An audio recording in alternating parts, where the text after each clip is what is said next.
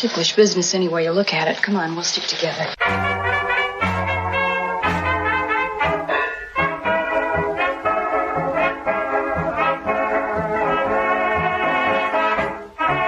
Festival. Welcome back to Hollywood, the most glamorous place in the world. Because nothing says glamour quite like a store where everything costs $5. I've been thinking this week about our first festival. How many of you were here in 2010? Why I need to cover the lights to hear something. On opening night in 2010, Robert Osborne welcomed you into this theater for a restoration of George Cukor's A Star is Born with Judy Garland and James Mason.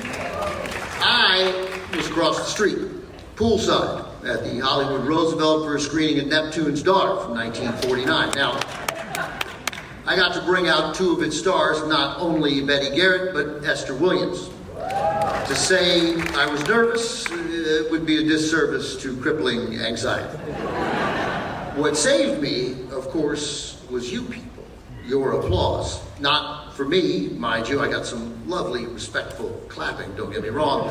The applause was for Betty and Esther. And that moment, when I heard that thunderous reception, was a clear sign for me of what this festival is, what this festival means, this shared feeling that we all have, all of us in this room. From us at TCM, to you, to our guests, and then back around. The sense of community that we share is only intensified over these past 14 years, where I think remarkably, every piece of authentic Hollywood memorabilia in that store is still just $5. How do they do it? One last quick 2010 memory. I made my first festival joke that night. I was promptly one-upped by Esther Williams, then 87. When Betty Garrett, 89, apologized for having a raspy voice caused by a cold, I told her that, no, it sounds sexy. She said something like, oh, don't be silly, and then Esther cut in to tell her, hey, when a man tells you you're sexy, believe him. So I think it'd be nice if we took this moment to thank, first of all, you for that night, and to thank our late great friends, Betty Garrett and Esther Williams.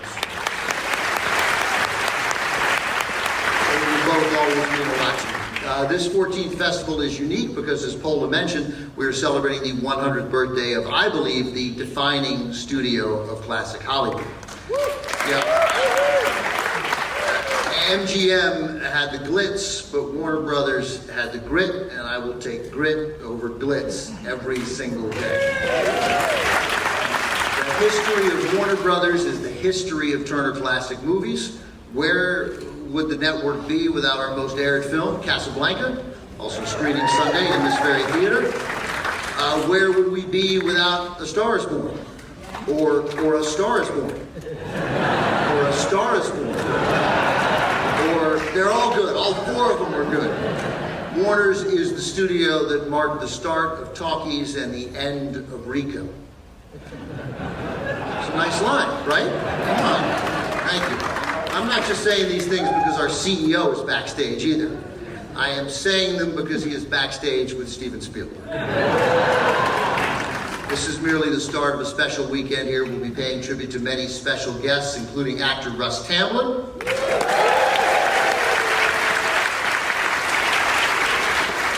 production designer Patrizia von Brandenstein, film historian and writer Donald Bogle, who will become the fourth recipient of the Robert Osborne Award. Where is Donald? Donald Bogle, everybody.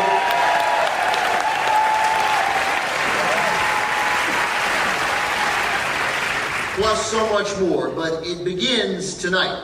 Any list of great westerns must include our opening night picture, a classic directed by Howard Hawks, Rio Bravo.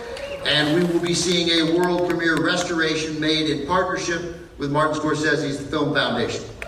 With that little important detail in mind, before we get to the film, I would like to welcome to the stage a few guests. Warner Brothers Discovery CEO David Zaslav, and two of the finest directors to ever make motion pictures in any era, both board members of the Film Foundation, ladies and gentlemen, Steven Spielberg and Paul Thomas Anderson.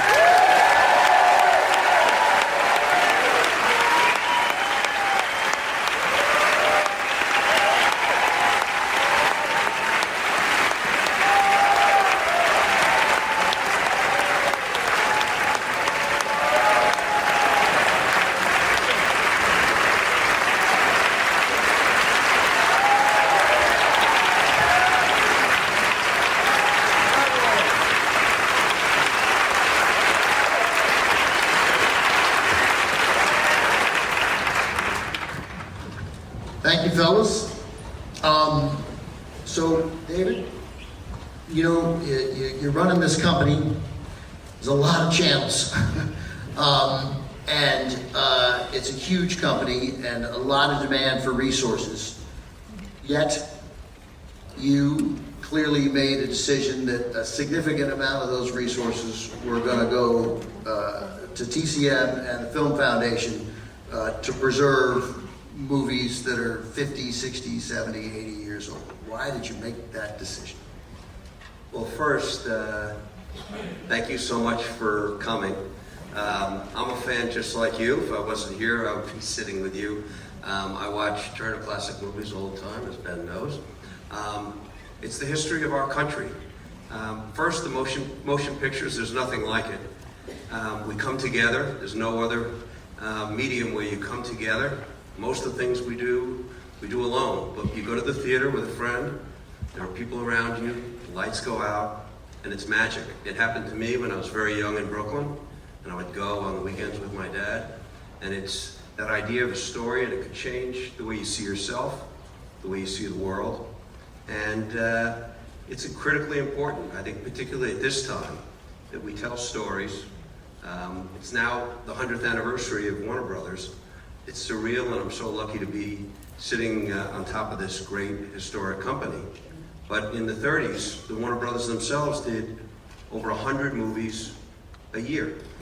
So there was only radio, and people went to the theater, and if you lived on a farm in Oklahoma, that's what New York looks like. And that's how you dress when you go out on a date. And for people in New York, that's what it's like to be on a farm.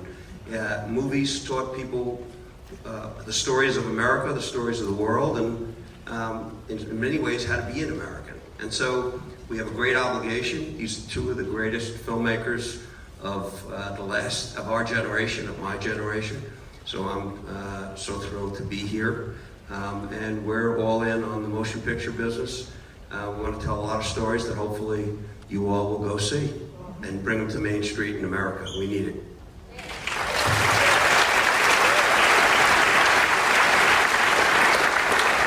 So this partnership with TCM, with Warner Brothers Discovery and the Film Foundation, this is then Warner Brothers gets together with our head of programming, Charlie Tavish, and we work out which 10 movies. How does that, Stephen and Paul, how does that process go? I mean, this is the list of films that I guess you want to enter into this process is a lot bigger than 10. How do you pick them? Well, we have a board. In 1990, Martin Scorsese put this entire film foundation together.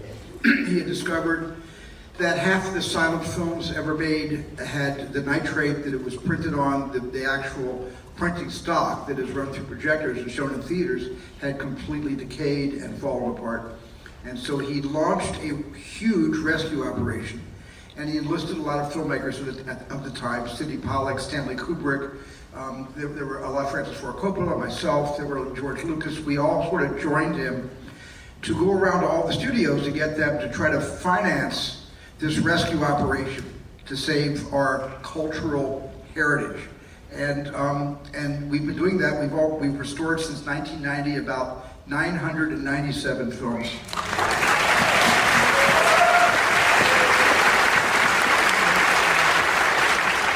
Early on, the decision was made to restore films that we thought united a director, collected the body of work of that filmmaker, so nothing would be lost.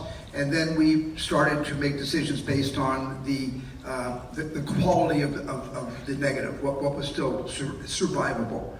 And then, you know, we have a board and we all kind of make the decision. Margaret Brody of the Film Foundation, who manages everything, keeps me aware of titles that, you know, she would like to see restored.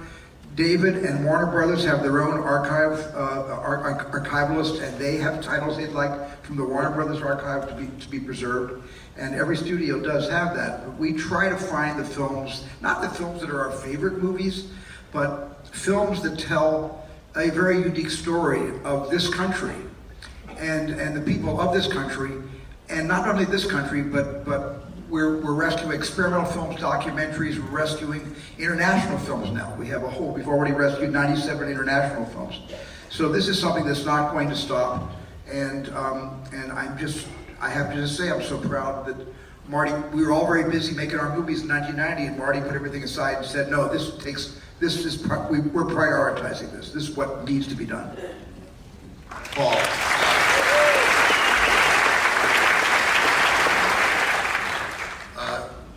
I suspect there's people in this audience who are like Paul Thomas Anderson. There is a television in Paul's home that the sound is down, but it is on TCM all the time, like you. You have understood right from as soon as you started making movies in your 20s that the history of this business mattered and was worth preserving. Well, you know, sometimes it goes even beyond the history of the business. It ends up, I don't want to get philosophical, but it starts to end up being the protection of memories, like very, very important memories that we each individually have. Where was I when I saw E.T.? I remember it very well, and I remember the friends I was with, and I remember who I took to see that film, as much as I remember the film. So they're memories of our life. It's not, yes, it's the preservation of our work, but it's also preserving our memories, and helping us to preserve those memories so that when you want to revisit that moment, or that feeling of when you walked into a theater, you can. We all want to hold on to our memories, but sometimes they fade away from us, and we can hold on to them if we preserve them this way.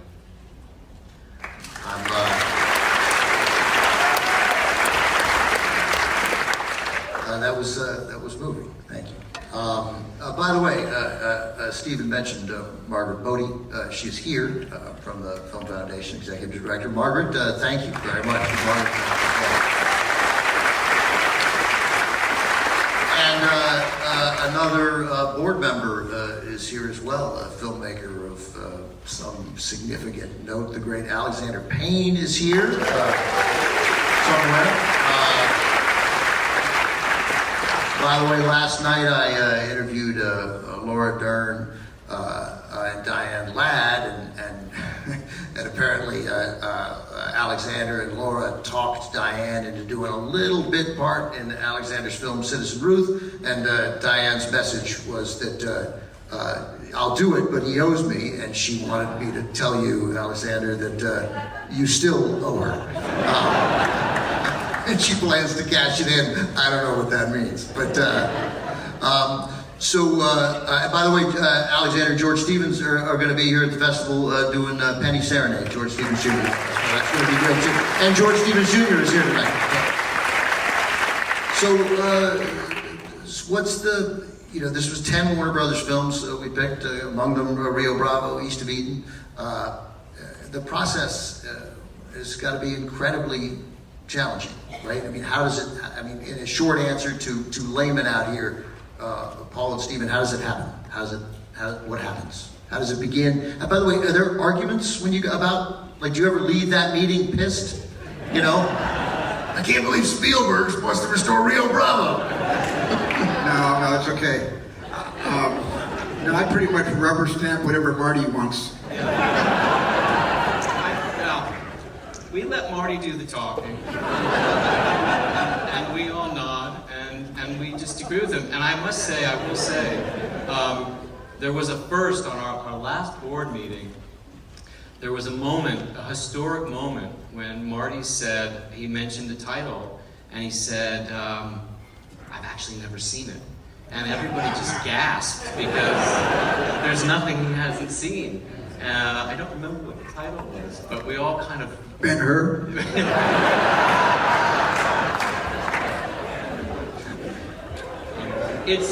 We follow Marty. You know, I can remember a moment. You know what can happen, what has happened in the past. I just remember one instance.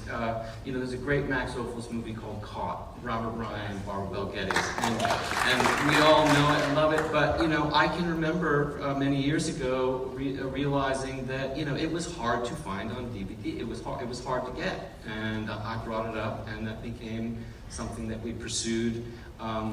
You know.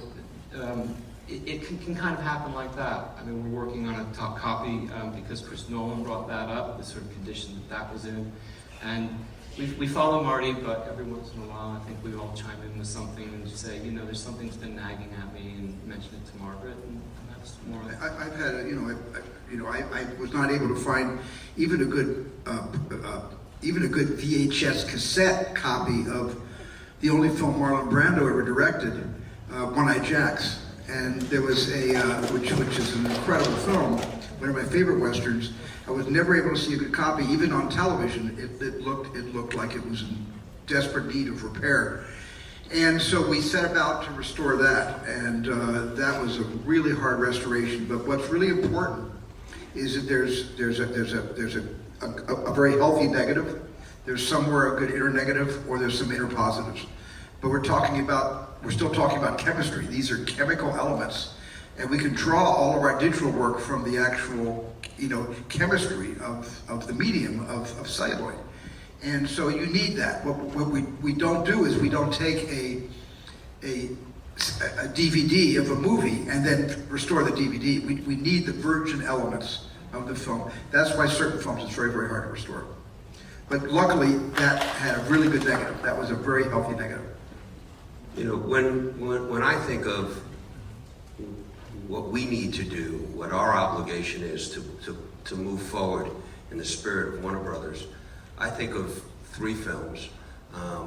Black Legion, which was filmed in the 30s, which took a lot of courage at the time, but it was a movie that stood up against the KKK. Warner Brothers was actually sued for showing the Ku Klux Klan's insignia, and they won the case.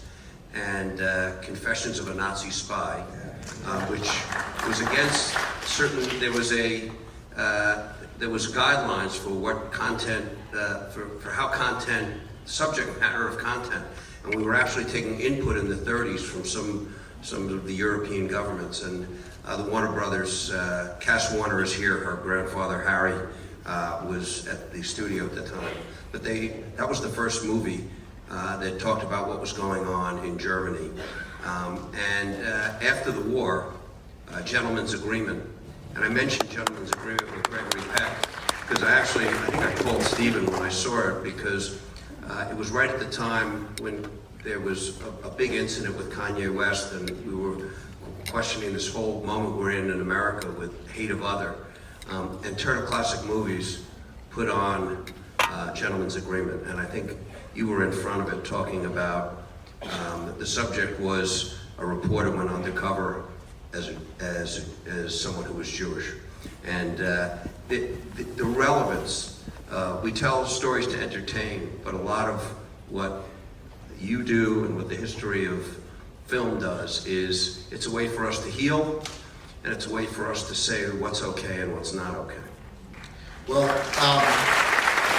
David, it does matter to all of us that we have somebody in front of this company who cares about these movies. Thank you for that very much. And Paul Thomas Anderson and Steven Spielberg, thank you for all you guys have done and the new movies you create and your keen eye always on the past. So thanks, David, Paul, Steven. Thanks, everybody.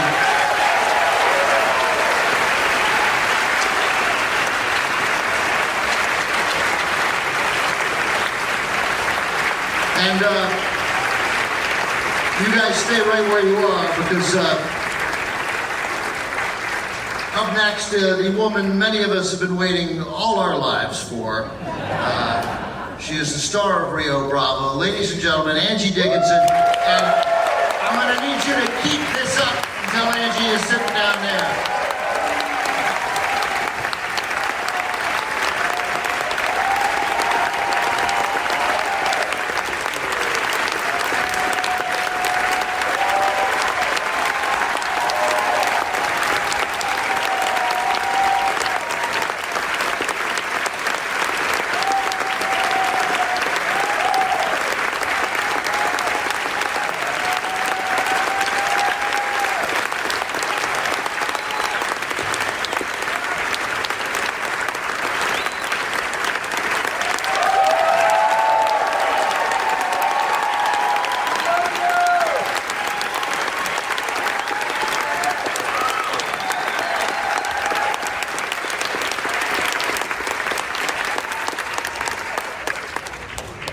Got a chair for this old boy? How are you? Love this man. You might as well know it right up front. Well, I have never enjoyed conversations more than I enjoy talking to you. Because I was describing it out there on the red carpet. They were like, why do you like Angie so much? Which is like the dumbest question anybody's ever asked. And I was like, look, she's authentic, she's honest, and she's a little dangerous, right? There's always this little element of danger, mischief. You don't know. I got some idea now. This was this Rio Bravo picture, Howard Hawks. This was a seminal moment for you, right? This was a turning point in your career? Oh, without question. I would be working at See's Candy, I'm sure, if I hadn't been picked up by Howard Hawks. Were you working at See's Candy before? No, I just go there a lot. How did it come to pass? How did he... See's Candy? Yeah, See's Candy. What's your favorite See's Candy? I like the molasses chip. Oh, it's too small.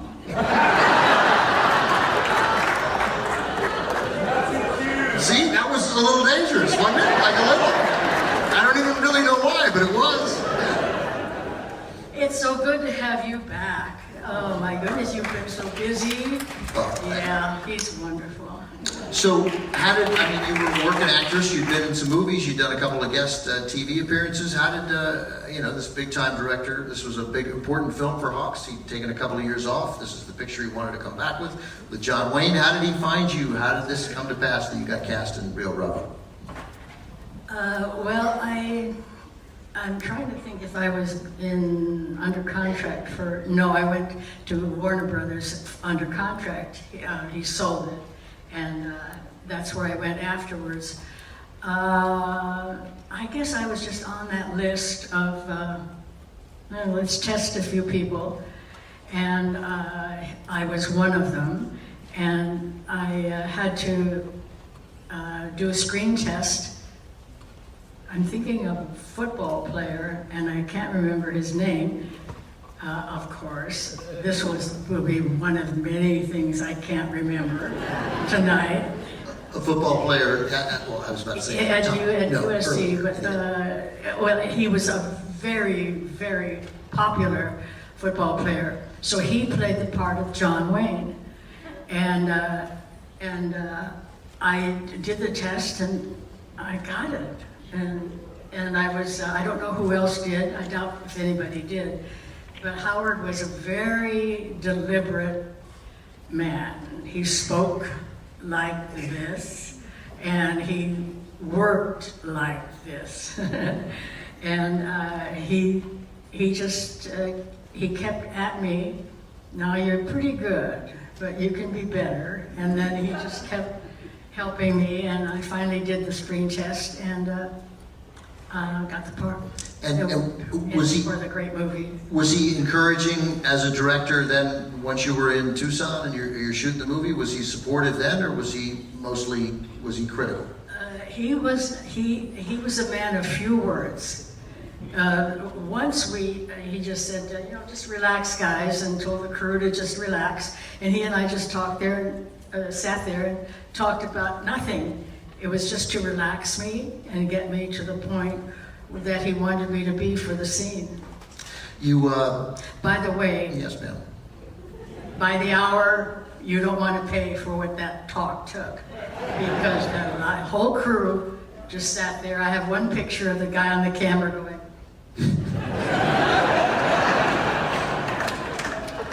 So, John Wayne, Dean Martin, Walter Brennan, Ricky Nelson. This was a boys' men's movie, right? Howard Hawks. Were you accepted by your fellow actors? By whom? By your fellow actors. Were the Duke and Dean Martin, Ricky Nelson, were they all good to you? Yeah, they were. You know, you never. You don't hang around on a set. I don't.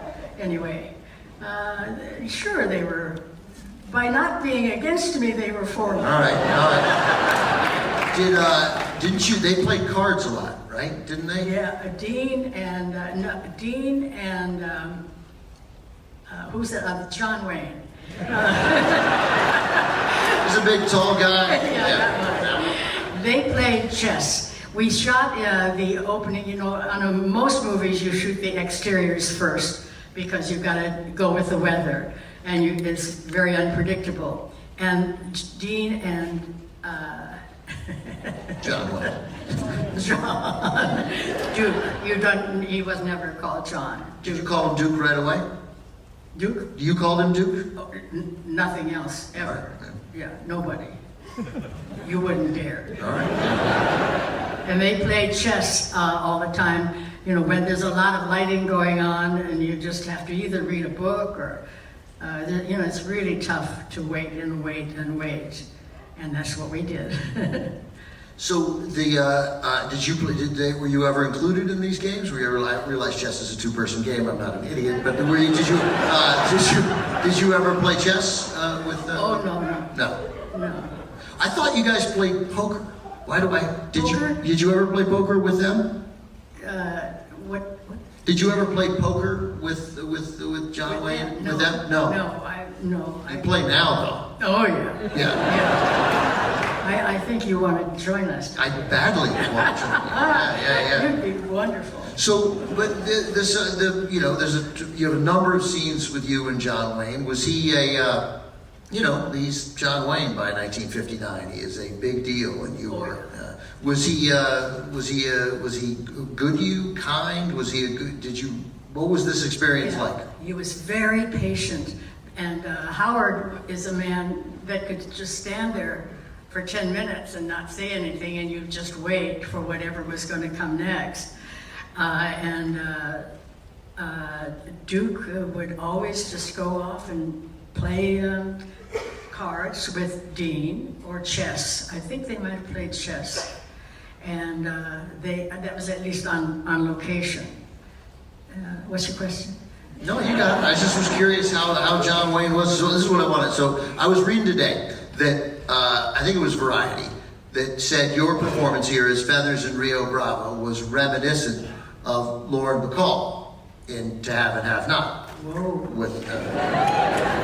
That's pretty good, right? Yeah. So, and then I also read, which I did not know, and I never brought this up, that Howard Hawks' first choice for John Wayne's drunk partner, Dean Martin's role, and he's wonderful in it, was an actor named Frank Sinatra. And I was curious whether you ever met him. Thank God I did. That was a honey bunch to hold. He was wonderful, and yes, I think he was the love of my life. Frank was. Well, that's very nice. I didn't expect that. That's nice. Do you think about him these days at all? Yeah, I have Google, not the Google, what's the thing? Siri? Sure, Siri, yeah. I've got Siri, and I got my Frank all day long. Oh, you play it. Oh, come on. That's the sweetest damn thing I've heard. That's fantastic. I could talk to you, Angie, forever, but we've gone way over, and I need to start the movie. But I want to thank you for coming. I want to thank you for always being honest. and for delivering these performances in the movies and on television that matter so much to me and matter so much to these people. Oh, thank you. Thank you. Ladies and gentlemen, Angie Dickinson. The House 4 crowd is not like any other at this festival. Every film here is a 35mm print, so we're really excited that you're here. I do have a few announcements, so while I'm making these, please go ahead and silence your cell phone or whatever device you have. And also, and you guys are like the best police of this, but no screens on during the presentation. We have a screen. This is the screen we need. I want to thank City, the official card of the festival, for their 10 years of support. We could not do this festival without them. And if you have not been up to the Legion Theater at Post 43, it's a remarkable venue, and we do have shuttles again departing from behind Madame Tussauds on a loop. So I do encourage you guys to check out shows up there. It's now my pleasure to introduce our special guest for this morning's presentation. He's been on Broadway, he's been at Carnegie Hall, he's been in some of our favorite movies and TV shows, and most importantly, he's here this morning. Please welcome actor, comedian, and a good friend at TCM, Mario Cantone.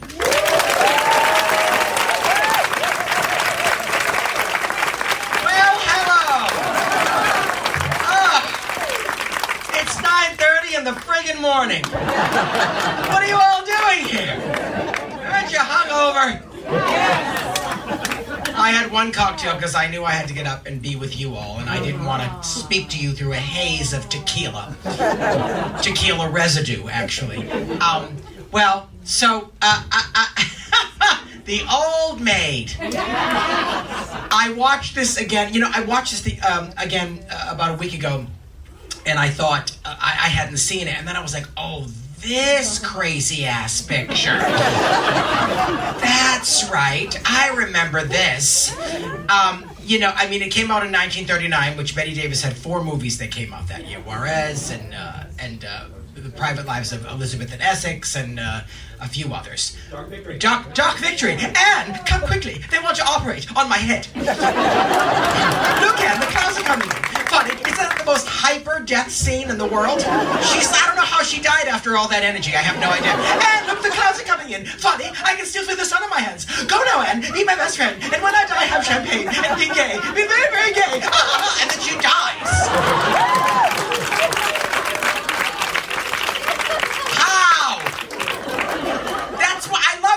But it never moved me. I'm like, she can't die. No one dies that way.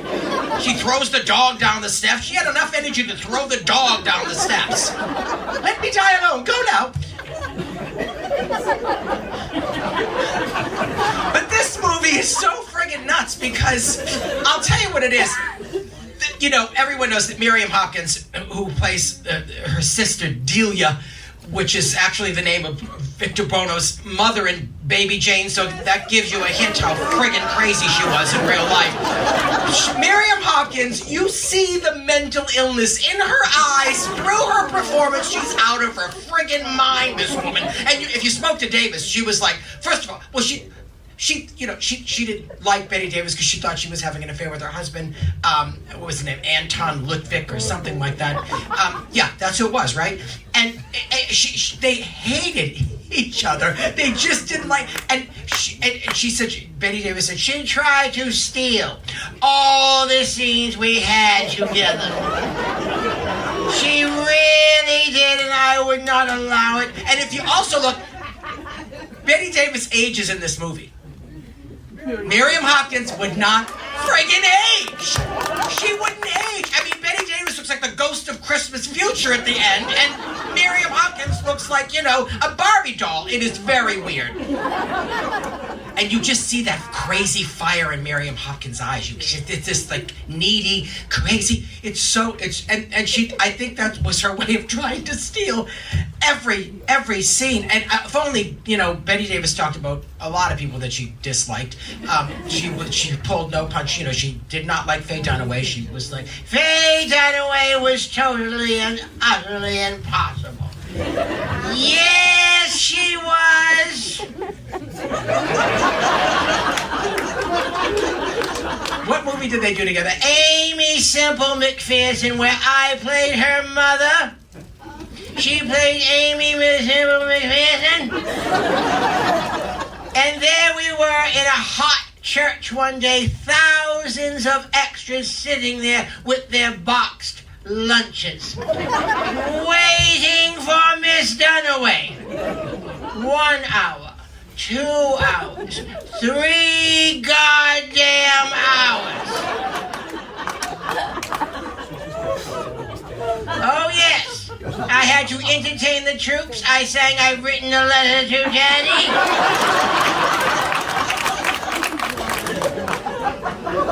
Finally, Miss Dunaway shows up after 3.5 hours. And I said, did you get your eyeliner on correctly at this point, Miss Dunaway? That's a great story, but the story she could have told about Miriam Hopkins, you know, and how crazy she was.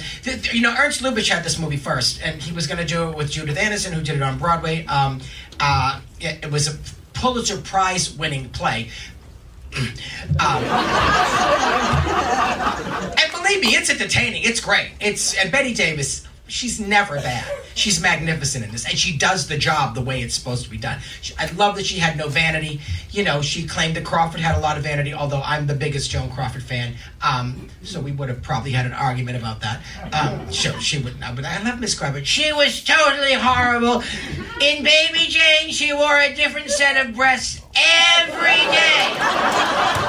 It was like running into the goddamn Hollywood Hills. She said that. All right, I could spend all day with you because you're like the great. Why are the 9:30 a.m. crowds the best?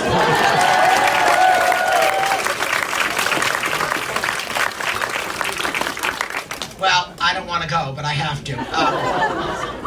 Because they have other movies they have to show on the screen later. I could go on singing. I could. Thank you for welcoming me. And I love this. I love being part of TCM so much you have no idea. Like, I was like Eve Harrington. I had to get in there. Make them love me. I mean, it was my, you know, I always said if I, you know, handled my career the way I handled becoming part of TCM, I would be a superstar. But instead, I chose this because this is so important to me. These films that they preserve, that they show, you know, and all the hosts are amazing. And, you know, I love my Ben Mankiewicz. And today I'm cheating on him with Eddie Muller because we're doing East of Eden at 11:45. Which would be, ooh, you said that like an Italian woman at a wedding. Ooh.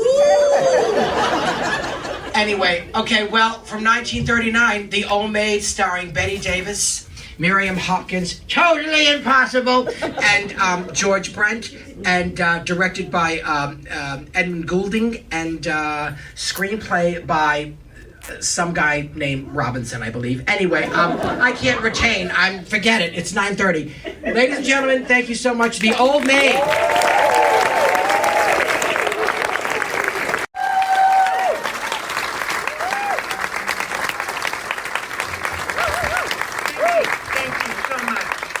That means a lot. I appreciate it.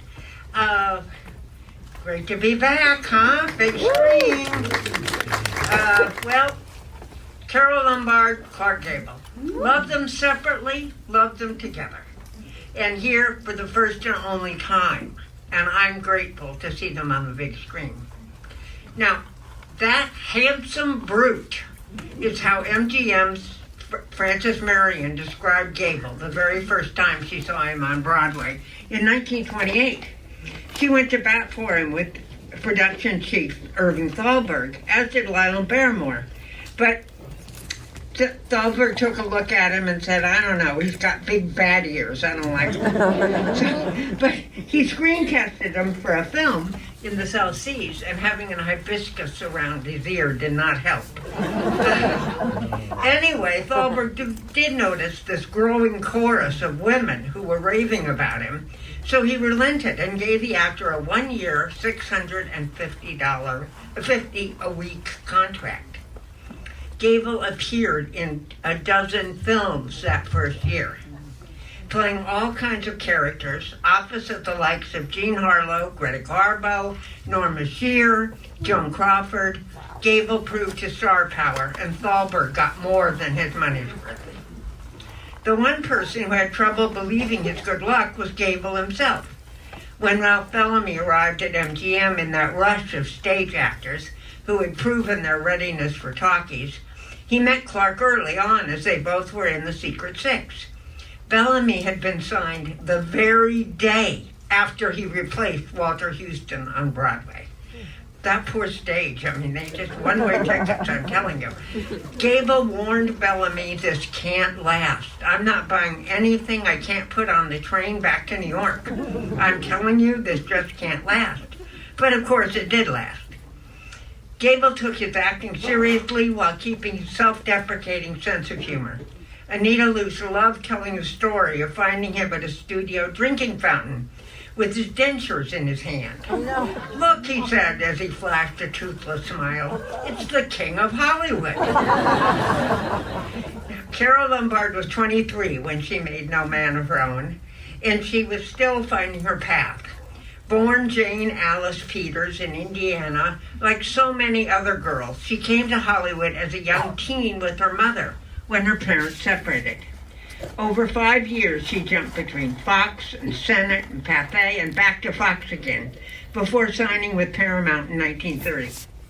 That same year, she married William Powell, and while they were only husband and wife for a little over 2 years, they stayed great friends for the rest of her life. It was he who suggested her to co-star with him in My Man Godfrey several years later. The director, Greg LaCava, adored her, and she thrived under his light-handed direction. She cared about her work and her friends and had a mouth that would make a sailor blush. I love this woman. I should also throw in that I ended up meeting Martha Laura, who was Frances Marion's secretary for like 20 years, but only after my book came out, and which was a killer. But before, she and I became close friends. She passed at 104, God love her, and we had 15 years together of friendship. She lived out in Banning. Well, before she worked for Frances, she had worked for William Powell for about 3 years. And when he was married, part of the time when he was married to Carole.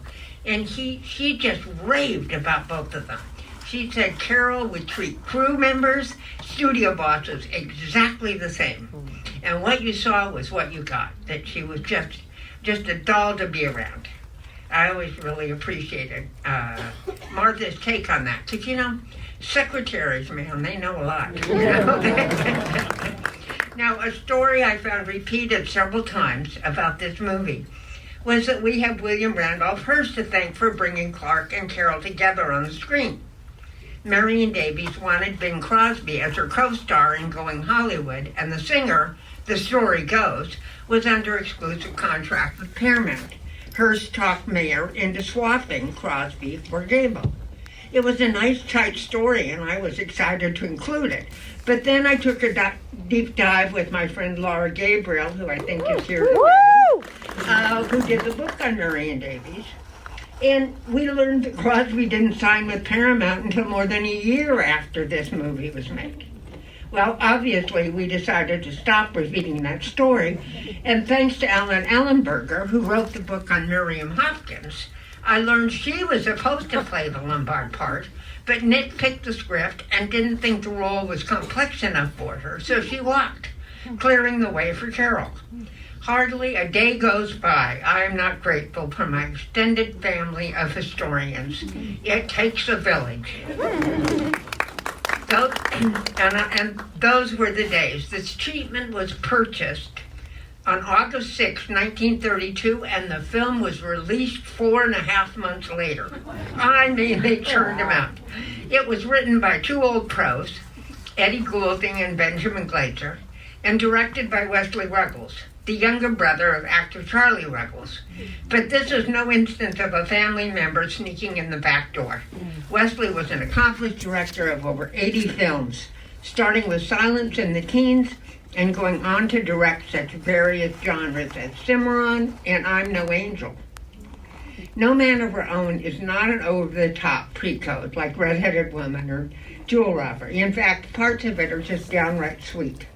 However, the code was starting to hang over the studio's heads, and the title was changed from No Bed of Her Own to no manner to give Joe Breen one less thing to complain about. Now, Breen was already at the Hayes office, but yet to have the real enforcement power he would wage for over 20 years, between 1934 and 1954. The film has a few overt moments. Carol walking around in her underwear, Gable eyeing her on the ladder, sitting on her bunk on the train, or him in the shower. That's a good one.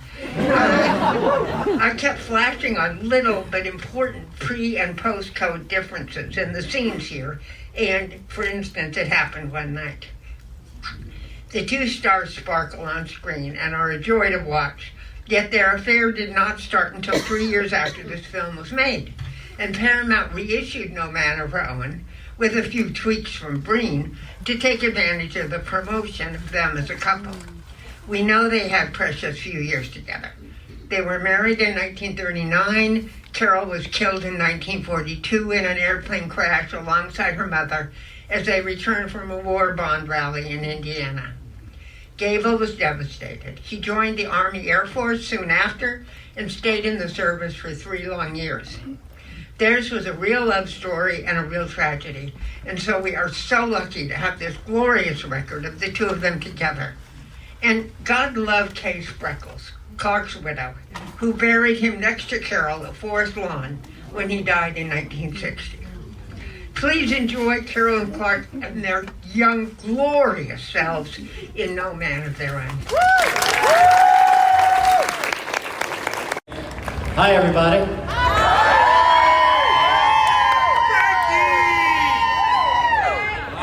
I'll tell you what, it's been a fun day for me because I, earlier this afternoon, interviewed Rebecca de Mornay for the 40th anniversary of Risky Business, and then Candy Clark and Richard Dreyfuss for the 50th anniversary of American Graffiti, and now you for the 60th anniversary of Beach Party. Does that sound right that it was 6 years ago, or does that amaze you? I thought it was about 90 years to me. Anybody hear me out there? Yeah. Okay. All right. Tell me, have you seen this movie lately? No. I didn't think you'd recognize me without my bathing suit on. Very nice. No, you know what? We made that film 60 years ago. From time to time, Dave, we surf the channels, and Beach Party will be there. And it's always good to see because, to me, it still holds up, except for one thing. What? The dancing. What? The dancing is a little bit different, a lot different. But as far as the story and everything, it's always fun to watch. They're fun pictures to do. Well, you mentioned the dancing, but I mean, I definitely take note of the number Don't Stop Now. The dance moves are great. When you think back to that, did that come naturally? Did you have to work hard at that and work with this choreographer, or were you just allowed to do your thing? No, I think I just did my thing then, But you know what? We made those films, believe it or not, 15 days. Imagine that. Films in the last 20 years or so, they're on location, they're here, there, and they're there for months and months at a time, a year maybe sometime. We made those films in 15 days. That's amazing. We would shoot, I don't know how many scenes we'd do, 30 setups, 40 setups in a day. You say, I would say to Bill Asher, who was the director, Bill, maybe Frankie should say this. He said, come on, just go have some fun. Come on, let's do it. Come on. Next setup. And that's how we made those films. Wow. We were really a group of friends.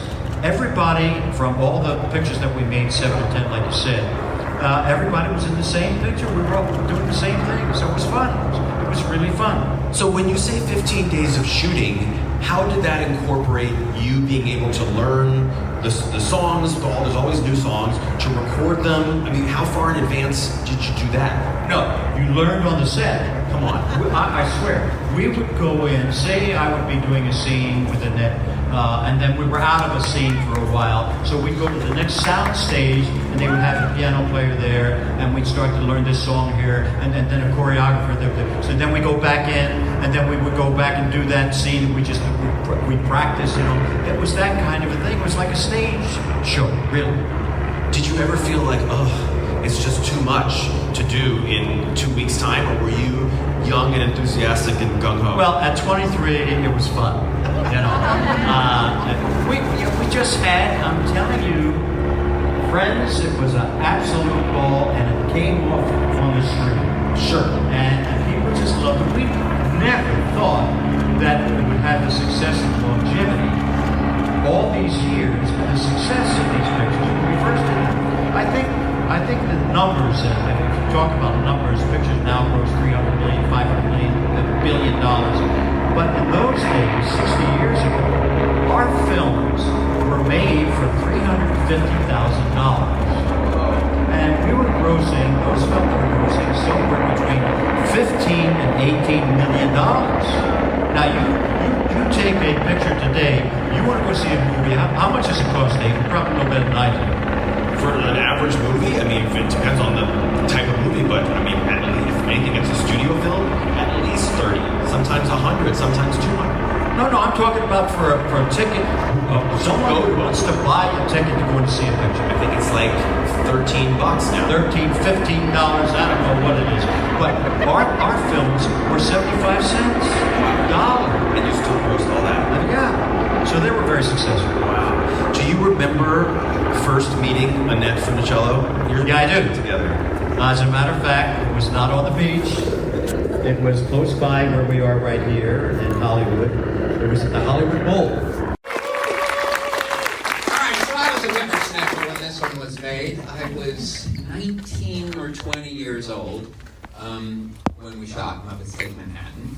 And it was actually the first Muppet movie that I actually did work on the whole film. I took a break from college, and I was working. I'm just going to say what I was doing. I'm going to talk about the movie because I didn't make the movie. I worked on the movie. I worked in the mechanical puppetry department under Foz Fazakis, who was the genius who created all the sort of radio-controlled puppets. Any string puppet rigs, specialty items, and what we would call special puppet rigs.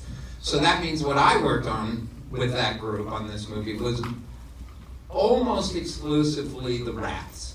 So all of the rats who are cooking in the kitchen, if you see rats running across the floor, that would be, I did a rig which I think it's a 3-second shot where rats run out of the Sardi's restaurant, and it took me like 3 months to build the rig that could do that. But that's what I was doing. So I was a young kid. It was really fun for me and exciting, and it was exciting for us to be able to do a Muppet movie in New York. Most Muppets were not shot in New York other than Sesame Street. So this film, this is Frank Oz's, this is his Muppet movie. He's a very careful filmmaker, and I have the honor of remastering all the Muppet movies as they come up, and they need to be remastered. I don't know, you may be showing an original film print, but it means I do know all the Muppet movies really well. And Frank Oz's work is so extraordinarily careful. I worded that incorrectly. He's a very precise filmmaker. Every scene transition is so carefully thought out, and it's quite interesting because this is the first Muppet movie was Jim Frawley directing. It was really like a co-directing with my dad. He obviously was the Muppet guy, and he was really telling Jim all the time what he wanted to do. So it was really Jim and Jim directing the first Muppet movie, and then my dad directed the second Muppet movie. In his style, in The Great Muppet Caper, is a very loose style. It's kind of, let's see what happens. Things can go wrong, and if they go wrong, that's fun. We'll put it in the movie. So his movies are a little crazier, a little more chaotic. And then Frank comes in, does the third Muppet movie, and the precision is really extraordinary. But because Frank is so precise, it meant my dad had not much to do. So he was a little frustrated. It was like Frank was all over the script, Frank was all over the shooting, and he had it all worked out. So my dad really put most of his attention to 2 sequences in the movie that he directed. as the second unit director. And he did the Muppet Babies sequence. And then, of course, that spun onto the show that is still going on today, Muppet Babies.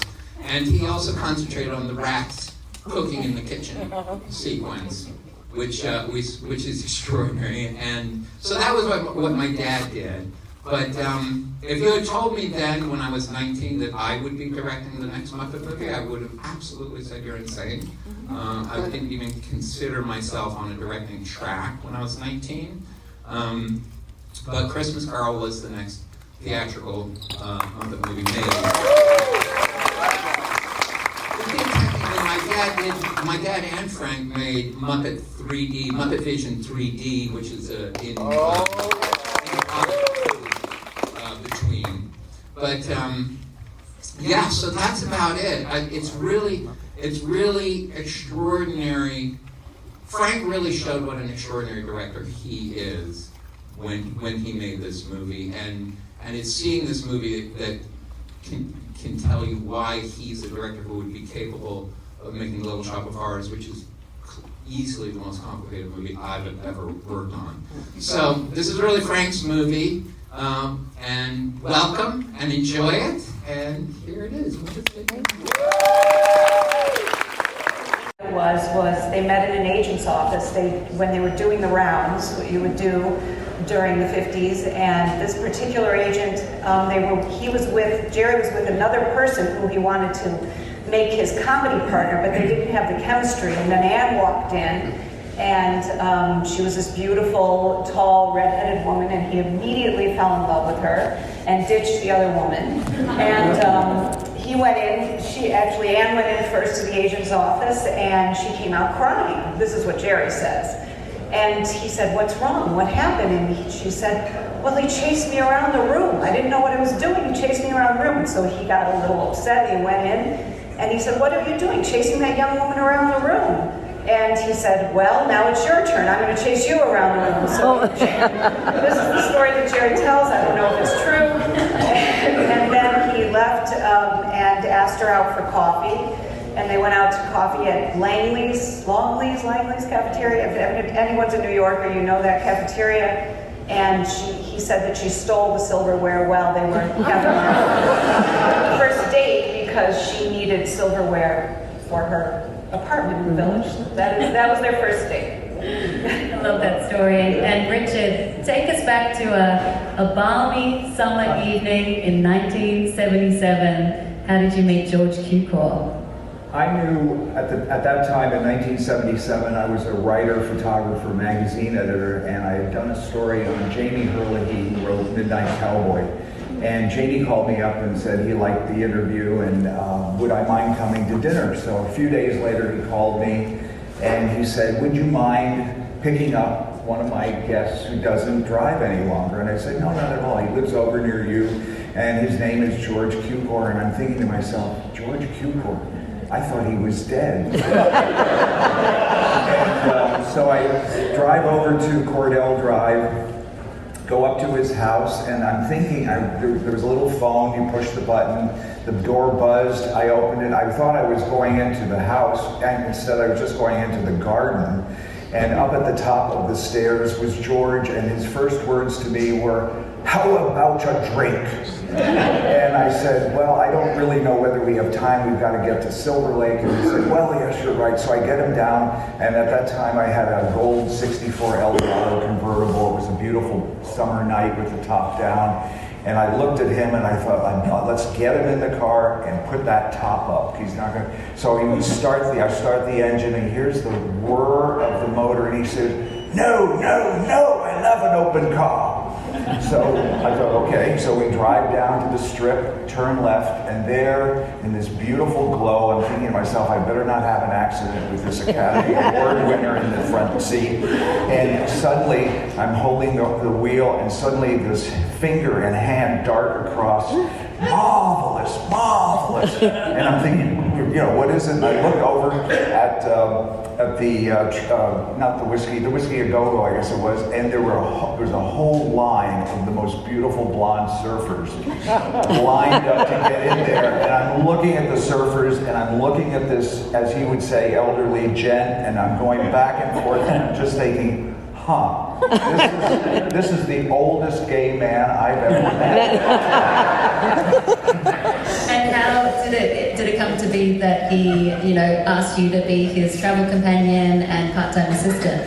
Well, George was 78 when I met him. I was 27.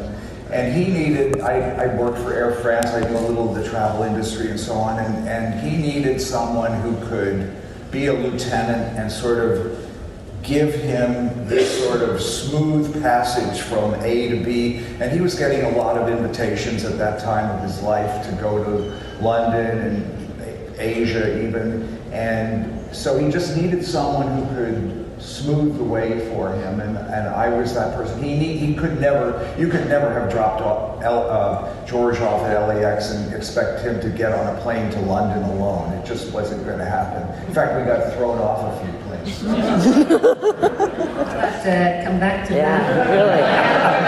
Story.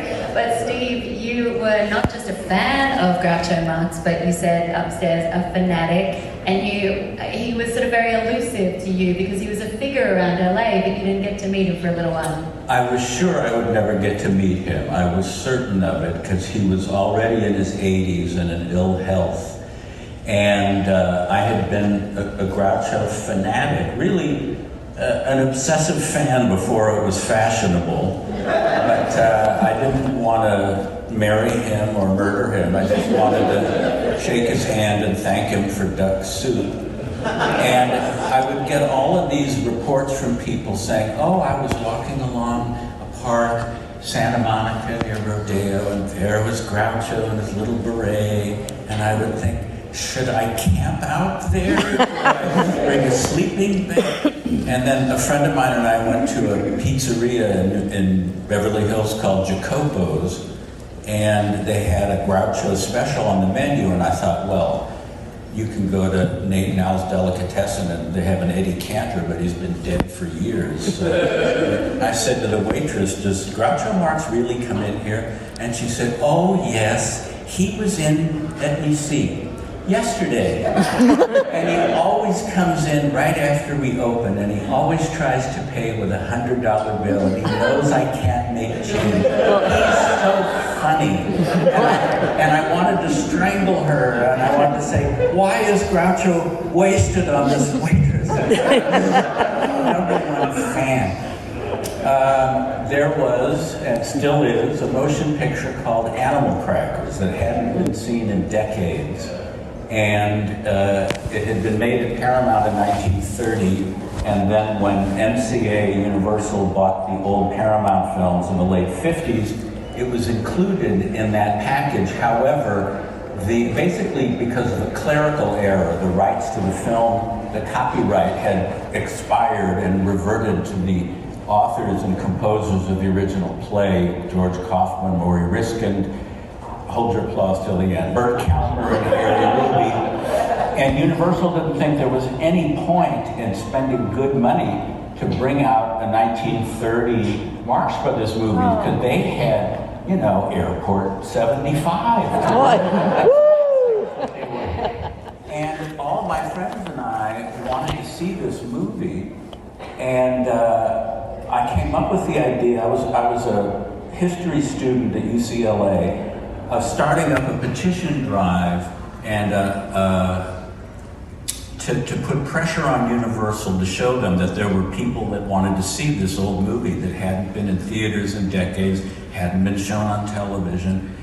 And I was able to get in touch with Erin Fleming, who was the young actress who had started as Groucho's secretary but became his manager and really in charge of his life towards the end. And so she and I would have phone calls talking about the Animal Crackers campaign. And one time I said, how's Groucho? And she said, here. And I hear, hello? And I said, hi, "Hi, Groucho, how are you doing?" And he said, "How am I doing what?"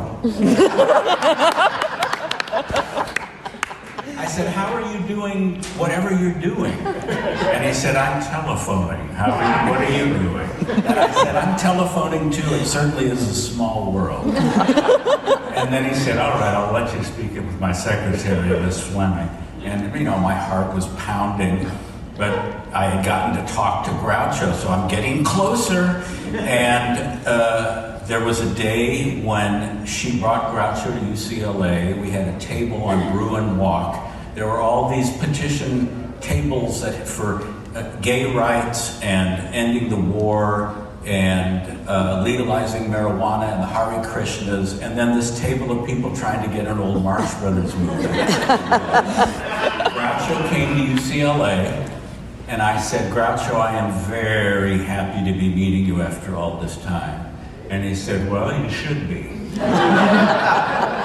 And Aaron said, "This is Steve Stolier. He's the one who's trying to get Animal Crackers re-released."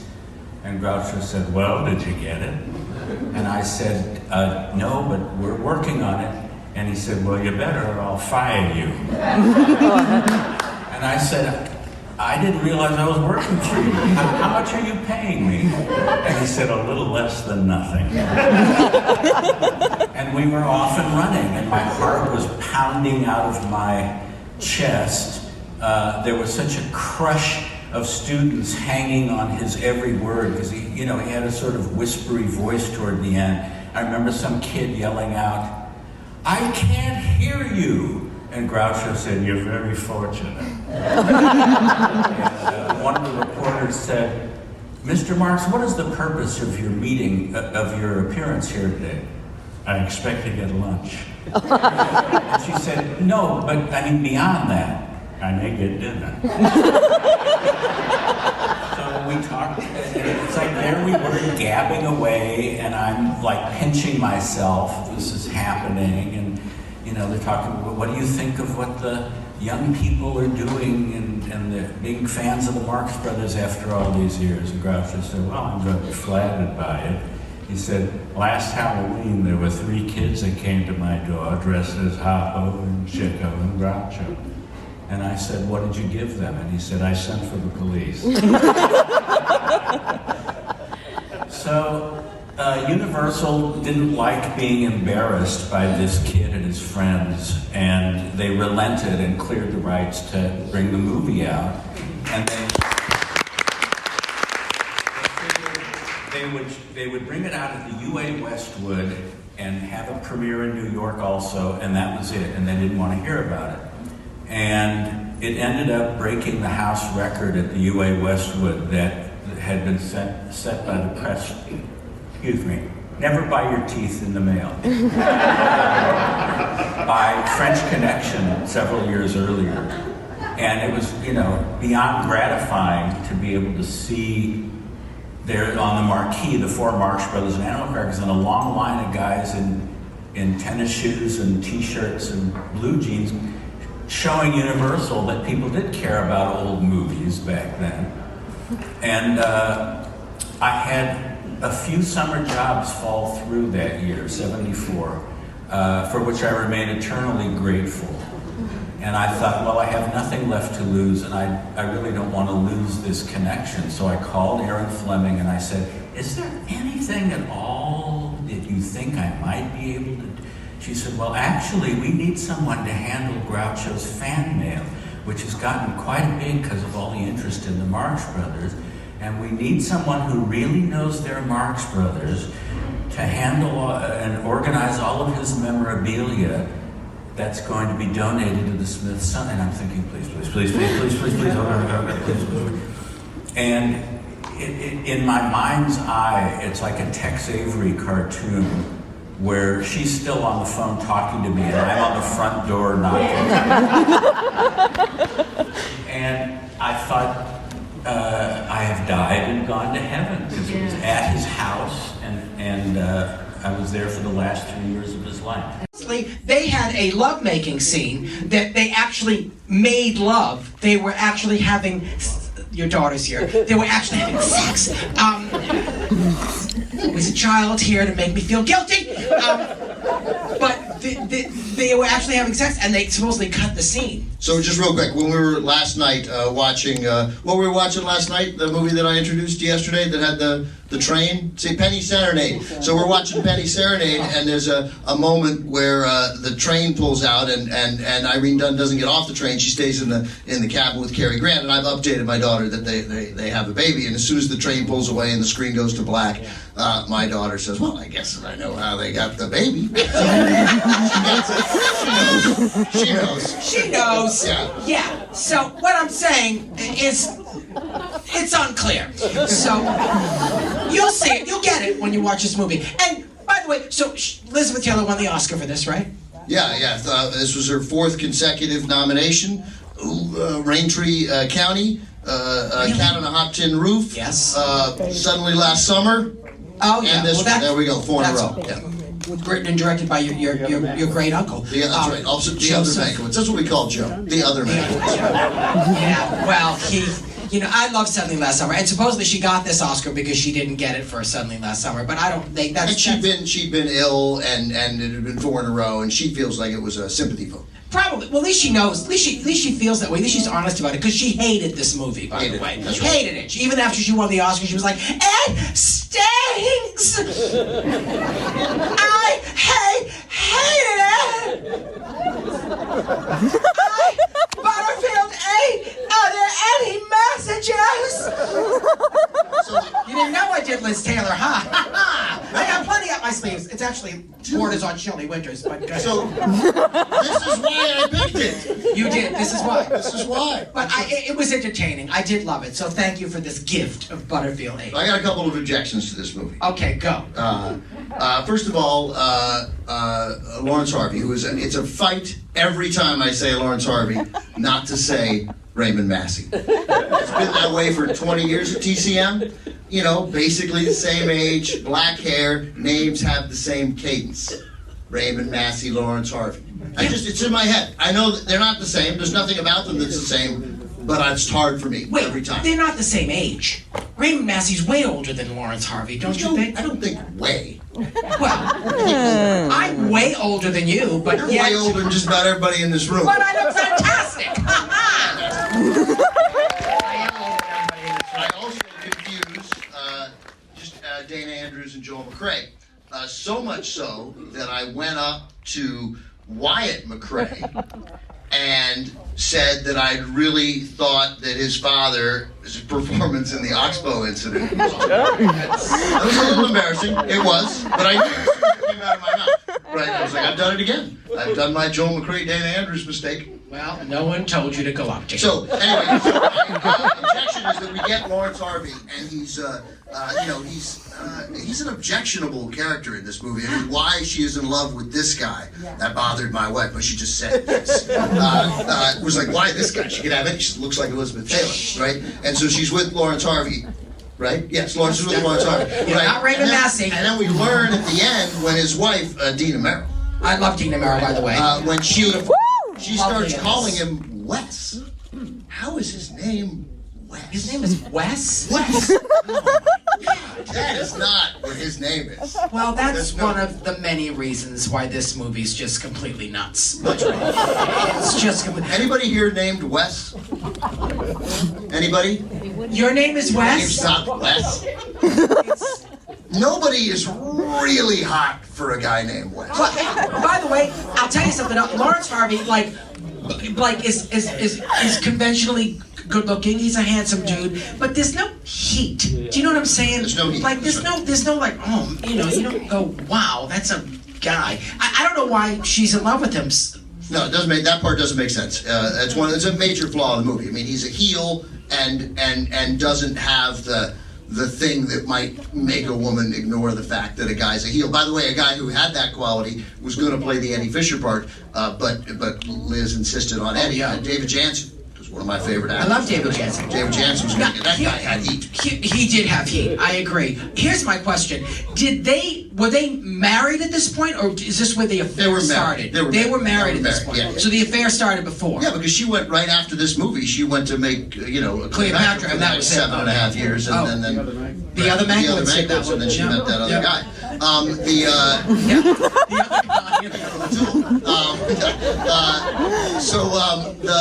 then the other thing you object to, which is a great little thing in movies, is she's calling the exchange. She calls Butterfield 8, right? She says, "Hey, it's Gloria. Listen, if Mr. What's his name in the movie? What's Wes's last name? Liggett. She goes, if Mr. Liggett calls, I want to take that call. Reach me wherever I am." I know. How the hell are we gonna? There's no cell phone. Wherever she is. Wherever she is.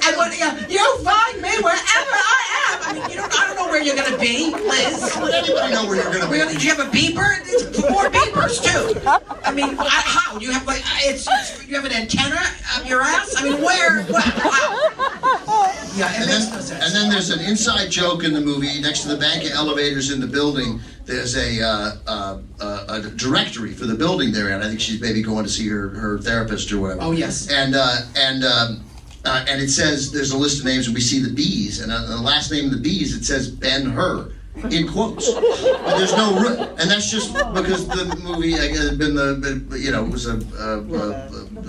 released the year before, right? That's all it was. It's like that's the inside joke. It's not a great joke. No, it's not a great joke. She was going to see her therapist, right? She's going to see her therapist, right? Here we and go. By the way, yes. There's a wonderful actress here tonight named Joan Bennett Steiger. Benedict Steiger. Joan Benedict Steiger. Where's she She played the secretary to the psychiatrist, and she was Miss Taylor's stand-in because Miss Taylor was missing for a few days off this picture, and some of the back shots are. Joan Benedict Steiger. At one point, Steiger, because at one point you were married to Rod Steiger. Rod Steiger. At one point, she was married to Roy Scheider. Yeah, that's right. Yeah. You did it again. And the great Rod Steiger. That's fantastic. Oh my gosh, that's fantastic. Yeah. And so some of the back shots of Liz Taylor, it's Joan. It's Joan because that's she was missing for a few days. I'll be away. Don't find me. No matter where I am, just let Joan do it. I won't be there. Eddie and I are together, and we're not coming back to this stinking picture. It's like the worst Liz Taylor ever, but I'm glad you're laughing. It's got energy. It's got heat. Okay, I think we should. I think let's show the picture. And I thank you for this, and I adore you. That's all. Adore you. What a lovely introduction. It's almost worth getting up at this hour of the morning to do. Who are you people? How'd you get in my room? As Dean Martin used to say. Well, you're the Weekend Warriors, and you came out for, of course, the right movie. How do we sum it up in one word? The word is Lubitsch. And, I had the great honor of talking to Billy Wilder on a couple of occasions. Not extensively and not long conversations, but meaningful ones to me. And I was trying to pay him a compliment on Love in the Afternoon, and I said it was a Lubitsch film. He said, well, you could be Lubitsch-like, but there's only one Lubitsch. And he felt that Lubitsch was the master, and many, many people agree. This film is interesting because it's from what most people would call the last phase or stage of his career. He had the films he made in Germany, his silent films once he came to Hollywood, those glorious early talkies at Paramount, and then he moved to MGM for a couple more great films, Ninotchka, Shop Around the Corner, and then independent producers made The Brilliant To Be or Not To Be. And then he was hired by Darryl Zanuck at 20th Century Fox. And Zanuck, who thought the world of Lubitsch, gave him pretty much carte blanche to do whatever he wanted. And So this is an original screenplay that the director himself wrote with his longtime collaborator and friend Samson Rafelson.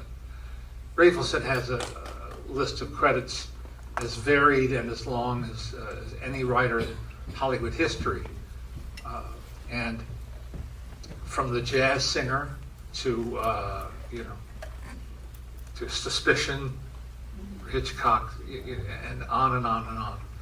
And even writers on Lubitsch films said, well, there's nothing without him.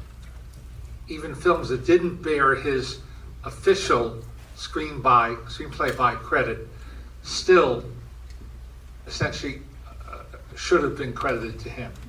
And that's not my saying so, that's the actual writers. And writers don't give up credit easily.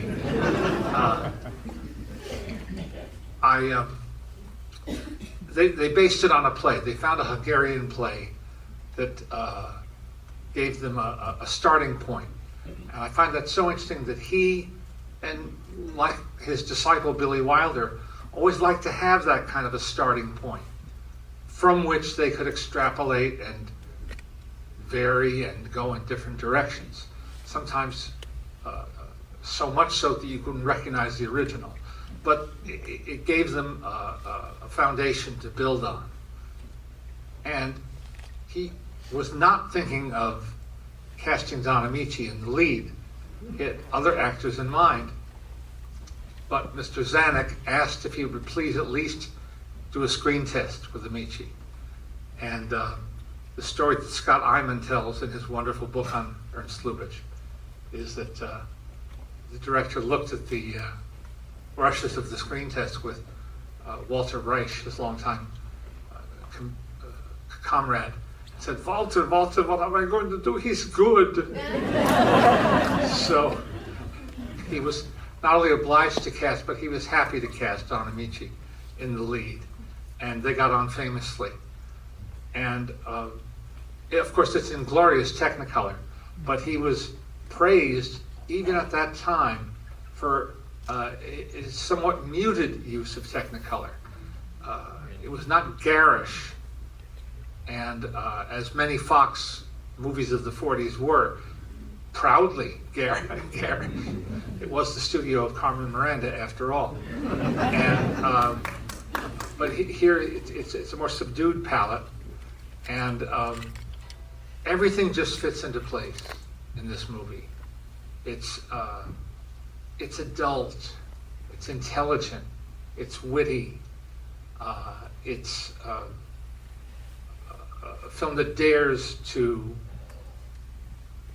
go dark at times in some of its tone and its undertone about the sort of the underside of the American success story that Amici and his family represent. So there's satire in it, very pointed social satire. And it was a hit. It was not just success d'estime, as they say, the critics fawned over. Everybody liked it. And so how could you do better? This is as good as it gets.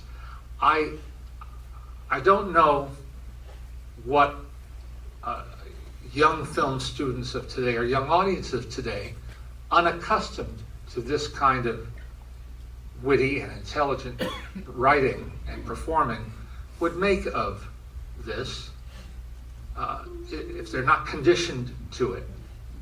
I mean, you can acquire the means to appreciate films like this, which is why TCM is so important in our culture.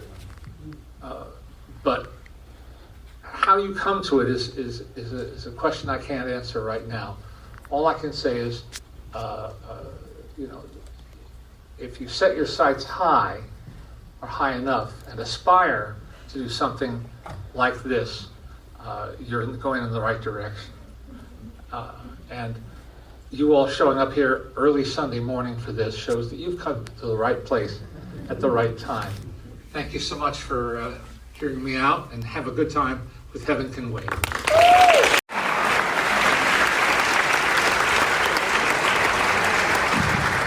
Thank you all so much. Thank you, Genevieve, for just being you and putting this phenomenal event together. We all love you and appreciate you.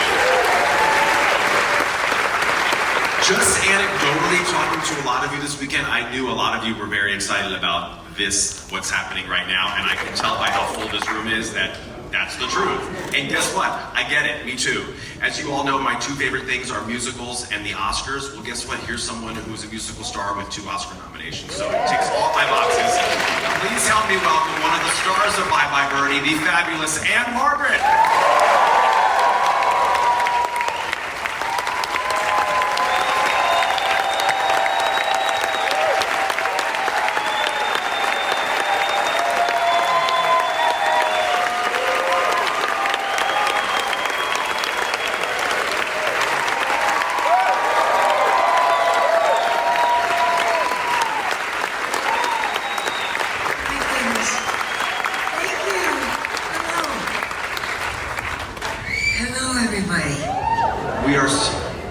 We're so happy you're here. I'm so happy I mean, to be I don't here. think I've seen this theater this full in quite a long time. This is an absolute thrill. So, does it feel like 60 years ago? Not at all. Not at all. Why? I don't know. I still have the energy that I had then. So.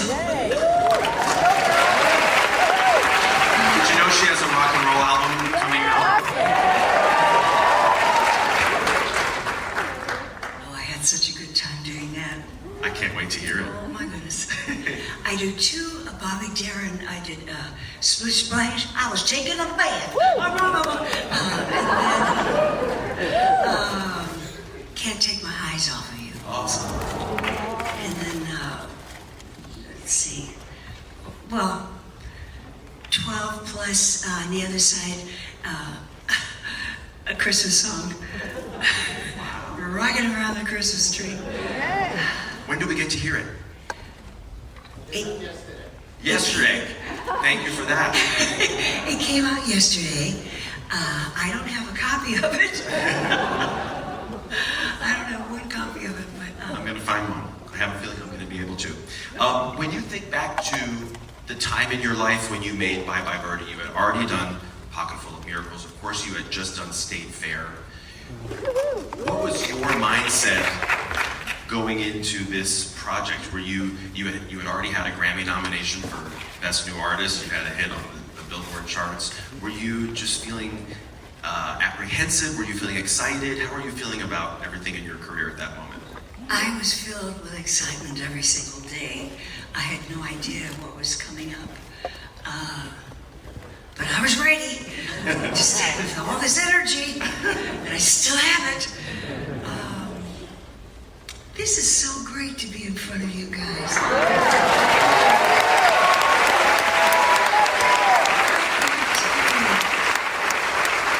It's so wonderful to be in front of people who really do their homework and they know about everything we go through.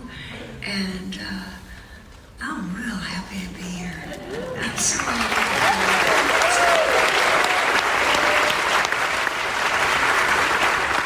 I would love to hear a little bit about the connection that you obviously felt with George Sidney, the director of Bye Bye Birdie, who of course had also done Showboat. Do you recall meeting him and what the strong connection was between the two of you? It was so strange. He had seen me before I even met him. He was at a club and I was there dancing with someone. I know who it was, but no, I knew who it was. I knew it was. And he saw me there, and that's when he thought of me being in Bye Bye Birdie. That was about 6 months before we started. Did you ever get a chance to see it performed on Broadway? No. Wow. No, I didn't. That's so interesting. What would you say, because when you watch this film, what I love about the character of Kim McAfee as played by you, is that there's an innocence to her but she's no pushover. You know, she's really got these two different sides to her.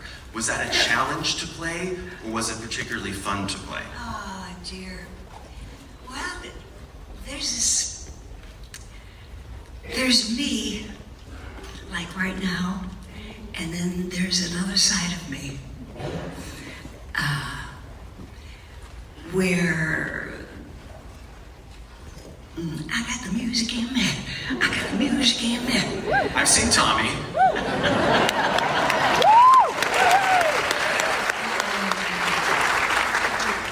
This is so great. I mean, you guys know so much They do. about movies and actors and actresses. Wow, and directors and everything. They really It's do. so great to be in front of you guys.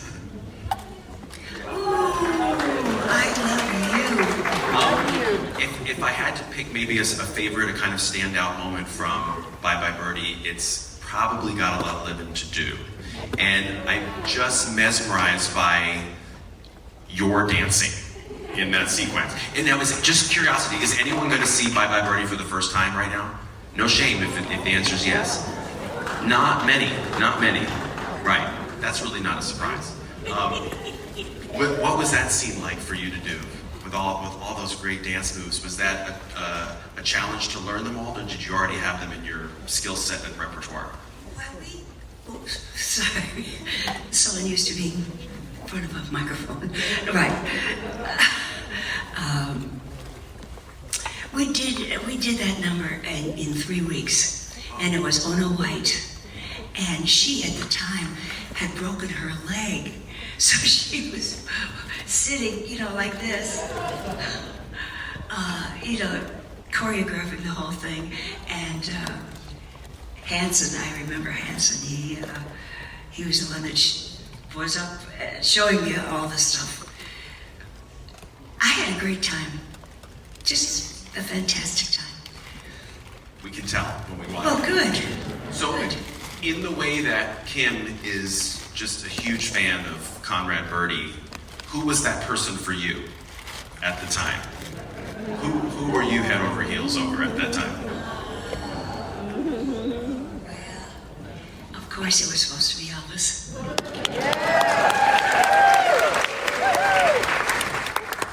And I had not met him. But the next movie that I did was Viva Las Vegas. It just was so strange. And I just met him right before we started doing Viva Las Vegas. Yeah. I would love to know what he thought of Conrad Birdie. Did he get the joke? Well, he had such a great sense of humor. He went with the flow. He was great, just great. I love it.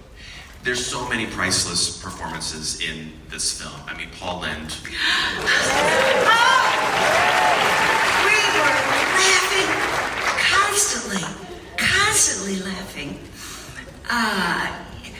He just was a little naughty too. Yeah, he would say things that you didn't expect to come out of his mouth. Oh my goodness.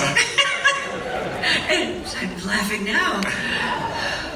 I also, of course, love Maureen Stapleton in this film. Oh my goodness, Every yes. moment.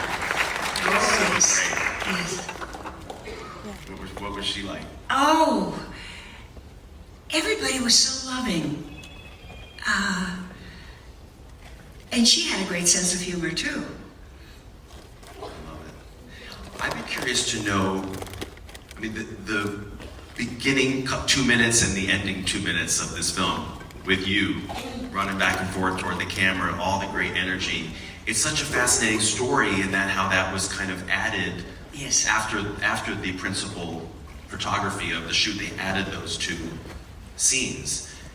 What was going through your mind when you heard they wanted to create these fabulous bookends with you? Wow, bless you. It was Mr. Sidney's idea, and I had tremendous respect and admiration for him. All of his ideas, my goodness, so many things have happened. I see you. I see you. He was being very stealth. But did you, I know this is 60 years ago, I don't expect you to remember everything, but did you feel like more pressure on the day that you shot those two sequences, the beginning sequence and the end sequence, because they were so important to the film? Well, it was 3 or 4 months after the film had finished shooting, and I had gone down to my original brunette color, which is not now. And so I had to go up again to redhead. But it was all exciting. It was all really exciting. And I knew, Mr. Sidney knew what he was doing. It had never been done before, but his mind, you know, he always had these great ideas. It shows. So, listen, before we watch the movie, you and I have something in common. We are both April babies. So my birthday was last week, but it's not about me. Your birthday is coming up at the end of the month. You may or may not know this, but Turner Classic Movies has a sister TV channel, which is the Food Network. So we enlisted Sherry Yard, who is one of the stars of the Great American Baking Show, and also the person who bakes all the chocolate Oscars every year at the Governor's Ball. And she was so inspired by you and your legs in this movie that we have a little something to surprise you with.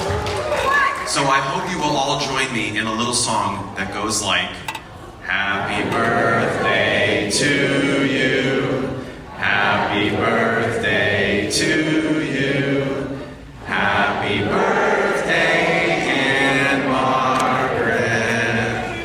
happy birthday to you. Look at those legs. Would you like to make a wish? Here, I'll take the mic.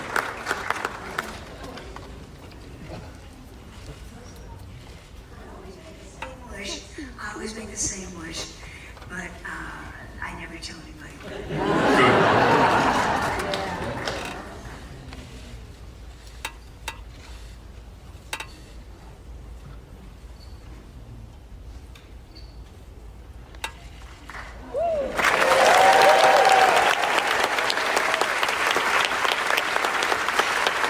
Happy birthday and thank you, Ann-Margret.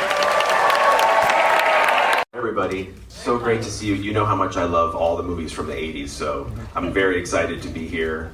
And to paraphrase Risky Business, sometimes you just have to say, ladies and gentlemen, Rebecca De Mornay.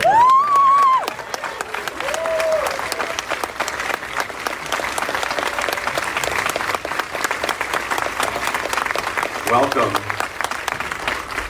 We're so happy you're here.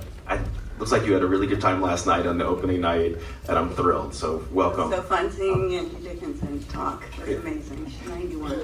I know it. Does it feel like this was 40 years ago? Does that blow your mind? Wow. You don't look like it, I'll tell you that. Yeah, thank you. It feels like it was a while ago. Take me back to that time. You're in your early 20s. You've done a one-line role in One from the Heart, directed by Francis Ford Coppola. You're studying at Lee Strasberg. Where's your mind at that point? Are you feeling like great things are on the way? Did this come as a surprise? Where were you at this moment? I was really, really trying to see if I could be one of the people that actually made it in Hollywood. I came from nothing. I had grown up in Europe, and I just had this idea that I should be the leading role in a movie, which is what I told a casting director, and they were like, you gotta pay your dues first and do little roles. And I said, I think I should be, I think I want to be the leading role in a movie. And then this I saw this script of Risky Business on a friend's couch, and I read it and I thought, this is my part. This is definitely my part. And I'd only done this one line in Francis Coppola's One from the Heart. And I had an agent at the time who had somehow gotten, don't know how, and she brought my name up. They saw me, and Paul Brickman, who wrote it and directed it, I was the last person they saw in Los Angeles. They'd seen everyone they wanted to see in New York and Chicago and Los Angeles, I think 400 young women. Oh my God. And I was the last person to walk in, and Paul Brickman wanted me. And I auditioned 5 times because they had to be sure the people who were financing the movie wanted somebody with a name. And it came down to this screen test that I guess is available on the 25th anniversary DVD. It's also on YouTube. Oh, it is? It's fascinating. The screen test was at 6 in the morning at the producer Steve Tish's house. Tom flew in from The Outsiders, where he was shooting, and the two of us, he walked in, we'd never met, and he looked really sort of, it was very early in the morning, he'd just gotten off a plane, and I looked at him and I said, this is a chemistry test, so let's get some chemistry going fast. I swear to God. And he just looked at me. It's so Lana. I know. And he looked at me startled, like Joel. And we did the screen test. And after the screen test, at some point, I don't remember how many days later, I got a phone call in my apartment in West Hollywood where I was living. And it was Paul Brickman. And he said, I guess you're Lana. And it was the most exciting moment of my life. It was just at that point. Right. Since I've had children, that's more exciting. But at that point it was. We were talking about this before we came down here. The role of Lana is so different from the typical 80s female lead in a young interest film. How much of that do you like to think is you because of what you brought to it, and how much of it is what was in Paul Brickman's script? I think it's 100% in Paul Brickman's mind. He conceived of the script. He played me after he cast me. I said, what's the tone of this film? And he said, listen to the song, and it was In the Air Tonight by Phil Collins. I said, oh, so it's kind of moody, melancholy. He said, yes, it's like a treatise. It's a treatise on capitalism in the guise, I don't know if he said that or I just thought that actually, but that's what I think. It's a treatise on capitalism in the guise of a coming of age movie. But it's very bittersweet, and it's not like a, sort of in your face, like losing your virginity kind of movie. And I think it's all Paul, but it's also his choice of Tangerine Dream to score it, because the score just still kind of rocks me.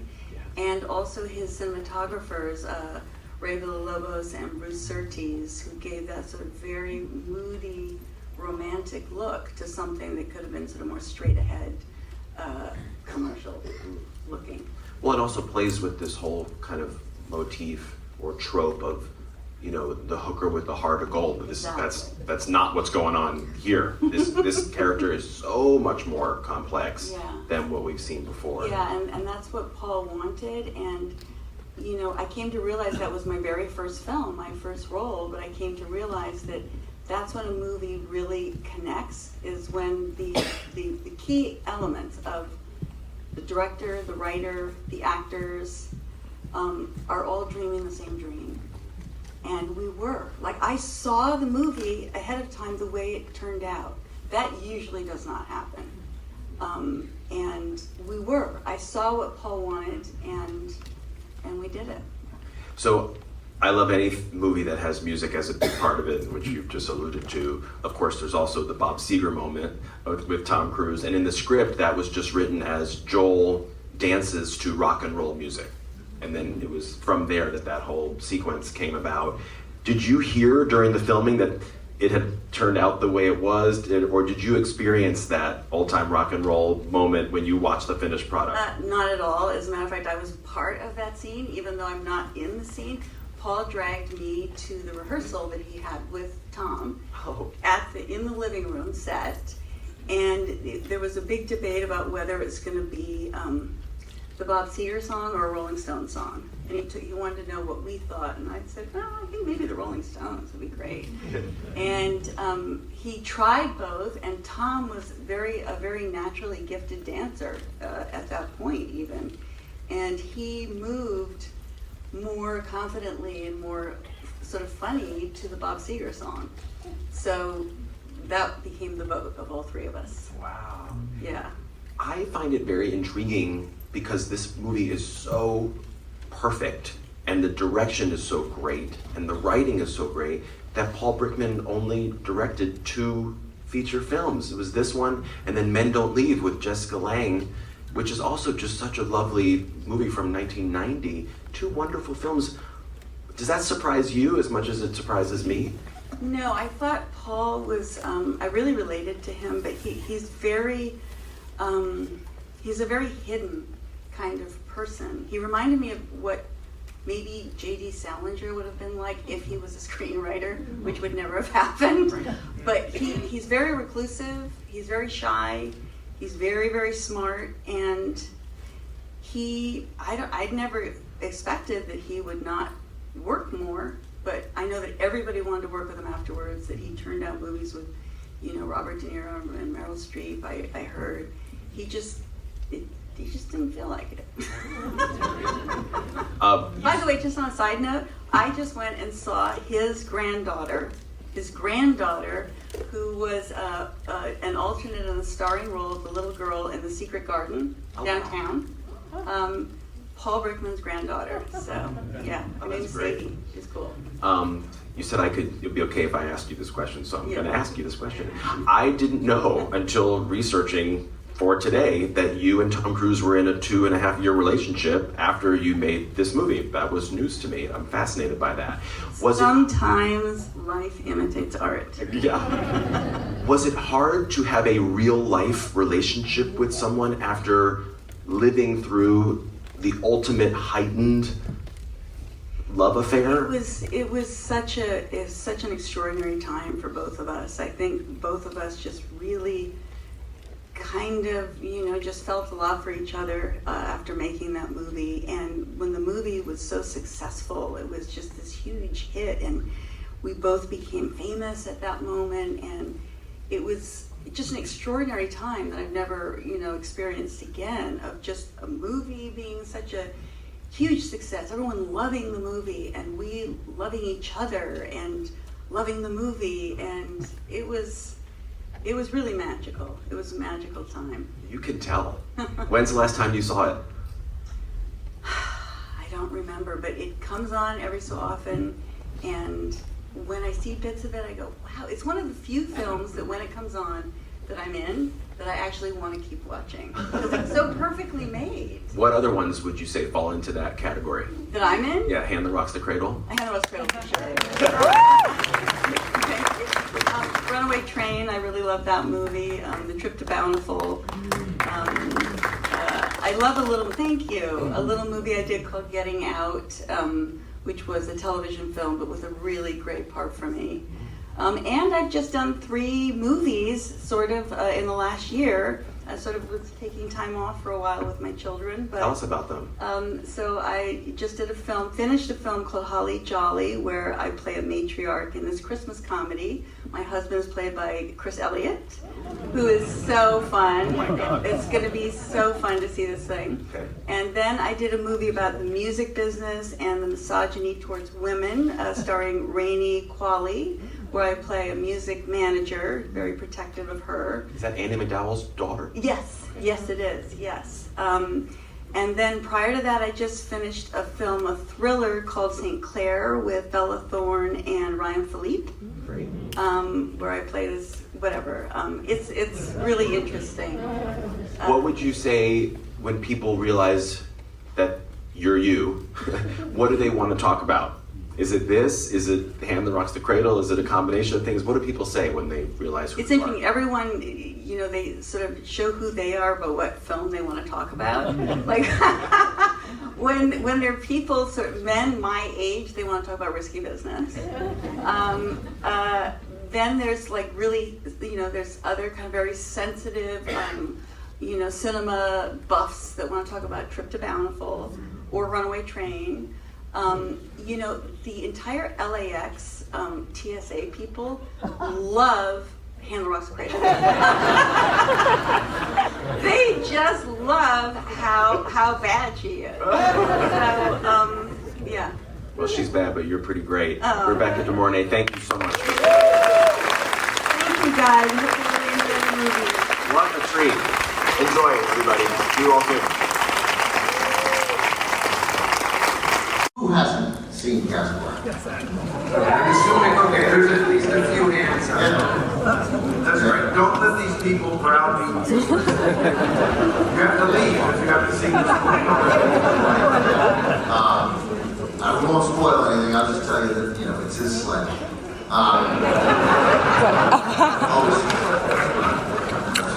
Used that show like maybe 600 times in my life. Almost pays off.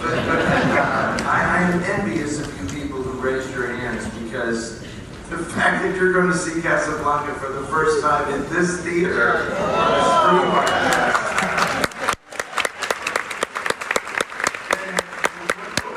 First time you saw this film, and what effect did it have?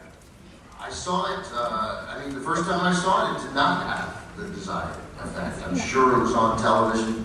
I'm sure I was still in my black and white era, right, where they can't talk like normal people, but on the flip side, anytime Nazis were involved, I was a little interested. Right? There's never, you just knew right away, okay, I'm interested in seeing how these guys was, right? So, but I went to college, and on my junior year in college, I learned that you could take 6 courses, pass-fail, at Tufts University, and I had taken none. And just like all of a sudden, I realized I'm going to take some very easy classes over the next couple of years. Pass-fail. And we did not have a film department at Tufts, but we had there was something called the Experimental College, and they had this film history course, which was really sort of just connecting movies to moments in history. And I took it, and I ended up writing a paper about the Warner Brothers picture, the Santa Fe Trail, with Errol Flynn, Ronald Reagan, and it takes a lot of different West Point graduates, famous generals, and moves them to one specific point in the pursuit of John Brown, I think it was played by Raymond Massey, and it was clear that John Brown was sort of violent but abolitionist. He was on the right side, but he was violent. But it was clear that he was a stand-in for Hitler. And I wrote a paper, and I just remember writing it and being into it, right?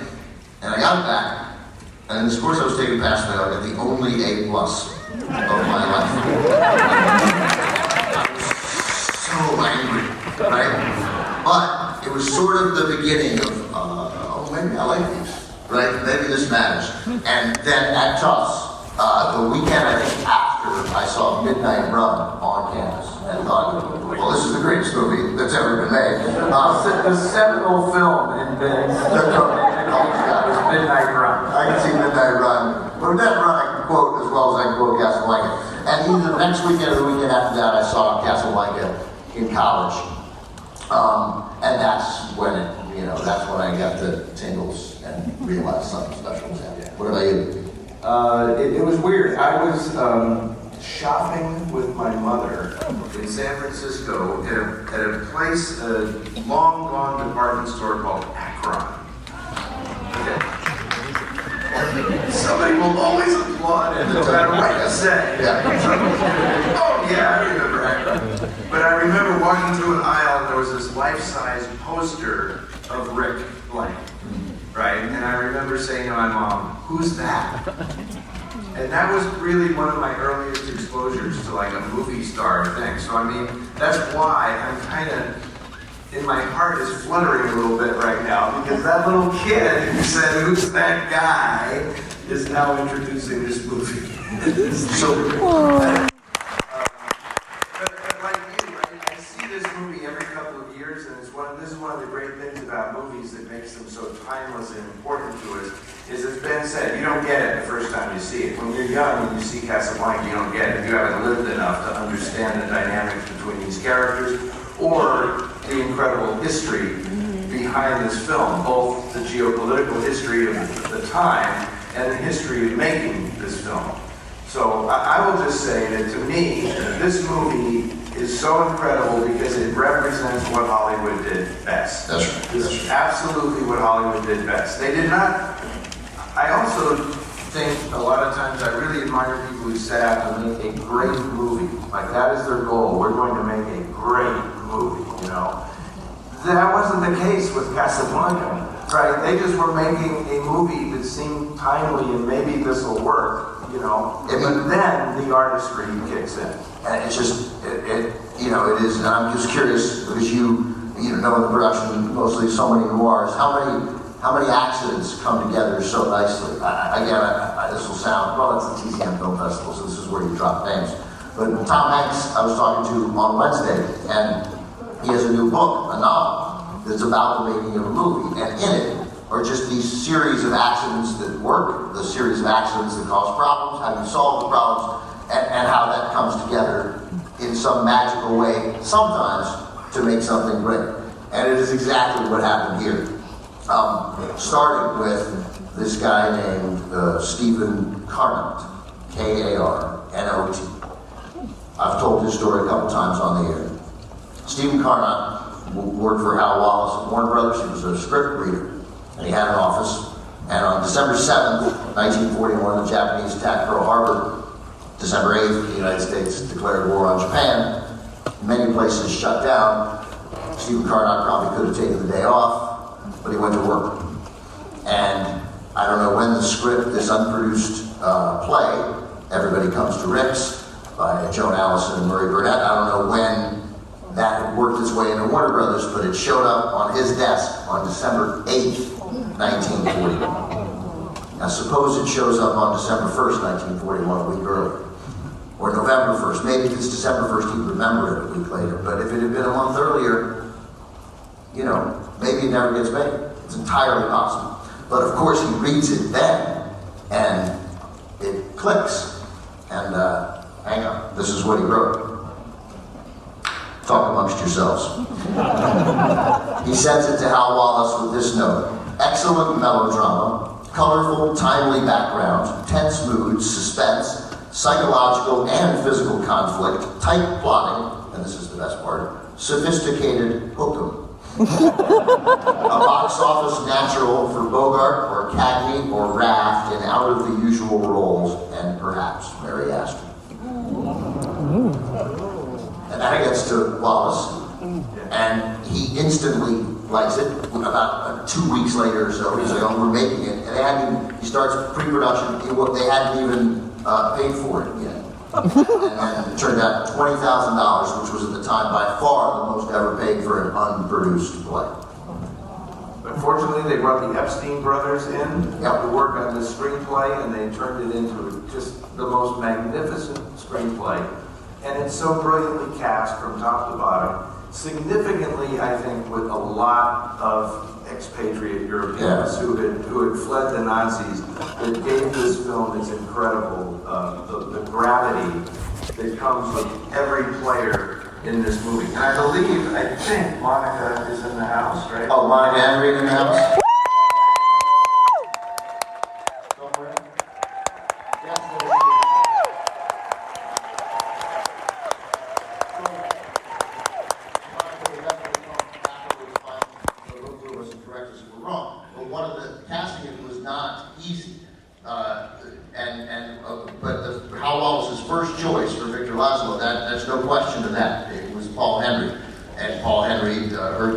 And said no.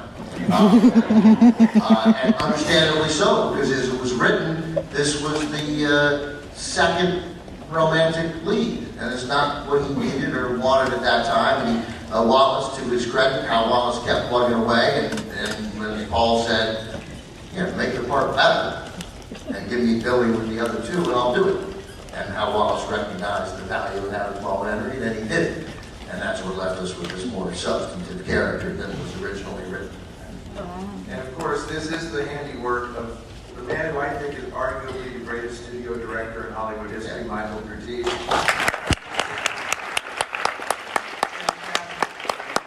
All the pieces together on this film from top to bottom.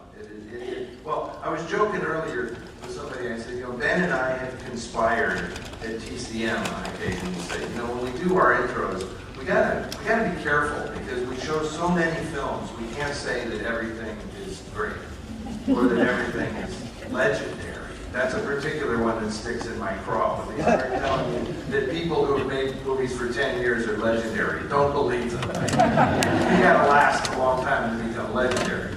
Or that it's a masterpiece. That's right. It should be good. Yeah, we have declared a moratorium on those three words, except for this moment right now. Because this film is all three of those things. So before we're going over, I just realized we can do this in 30, 40 minutes, but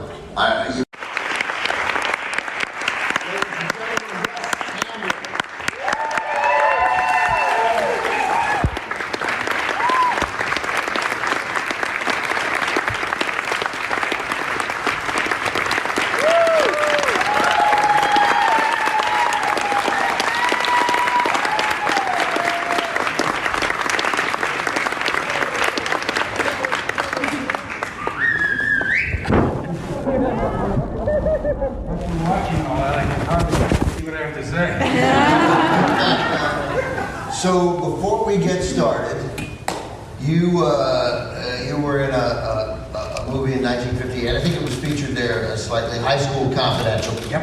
Where I would like to point out, you said this line. You were undercover. I don't want to spoil it, but Russ pretends to be a high school student, but really is an undercover cop. He looks like he's 14. But you have the line, "I'm looking to graze on some grass." And I found it. So John Drew Barrymore was in that movie, and he told you a story about his dad at this hotel. Yeah, about his dad, John Barrymore, and he said that he was in the hotel there. That's what made me think about it. And he was at the bar and he got drunk. He got really drunk and they had to kick him out. And he was belligerent and they finally threw him out and he fell down on the sidewalk out in front of the hotel. And he looked up and saw that his star was there. That was a great story. That feels like a very classic John Barrymore story. Now, you caught a little glimpse there in that first thing of a film you made called The Fastest Gun Alive, where you're walking on the shovels. It's you do about a 3.5-minute number in the middle of that picture. And 6 years ago, it went viral on the internet, right? As people discovered it. And it caused, millions and millions of people suddenly watching this 3-minute clip from a moderately obscure mid-1950s film. And the reaction to it among a number of celebrities was through the roof. Stephen Leppard was on Wings, a great, terrific actor. Russ Tamblyn, amazing. Sarah Silverman, oh my God, watch it all. Really funny comedian Paul F. Tompkins, this is insane, right? All in caps. And then finally the capper from an actress named Amber Tamblyn. My dad is a badass.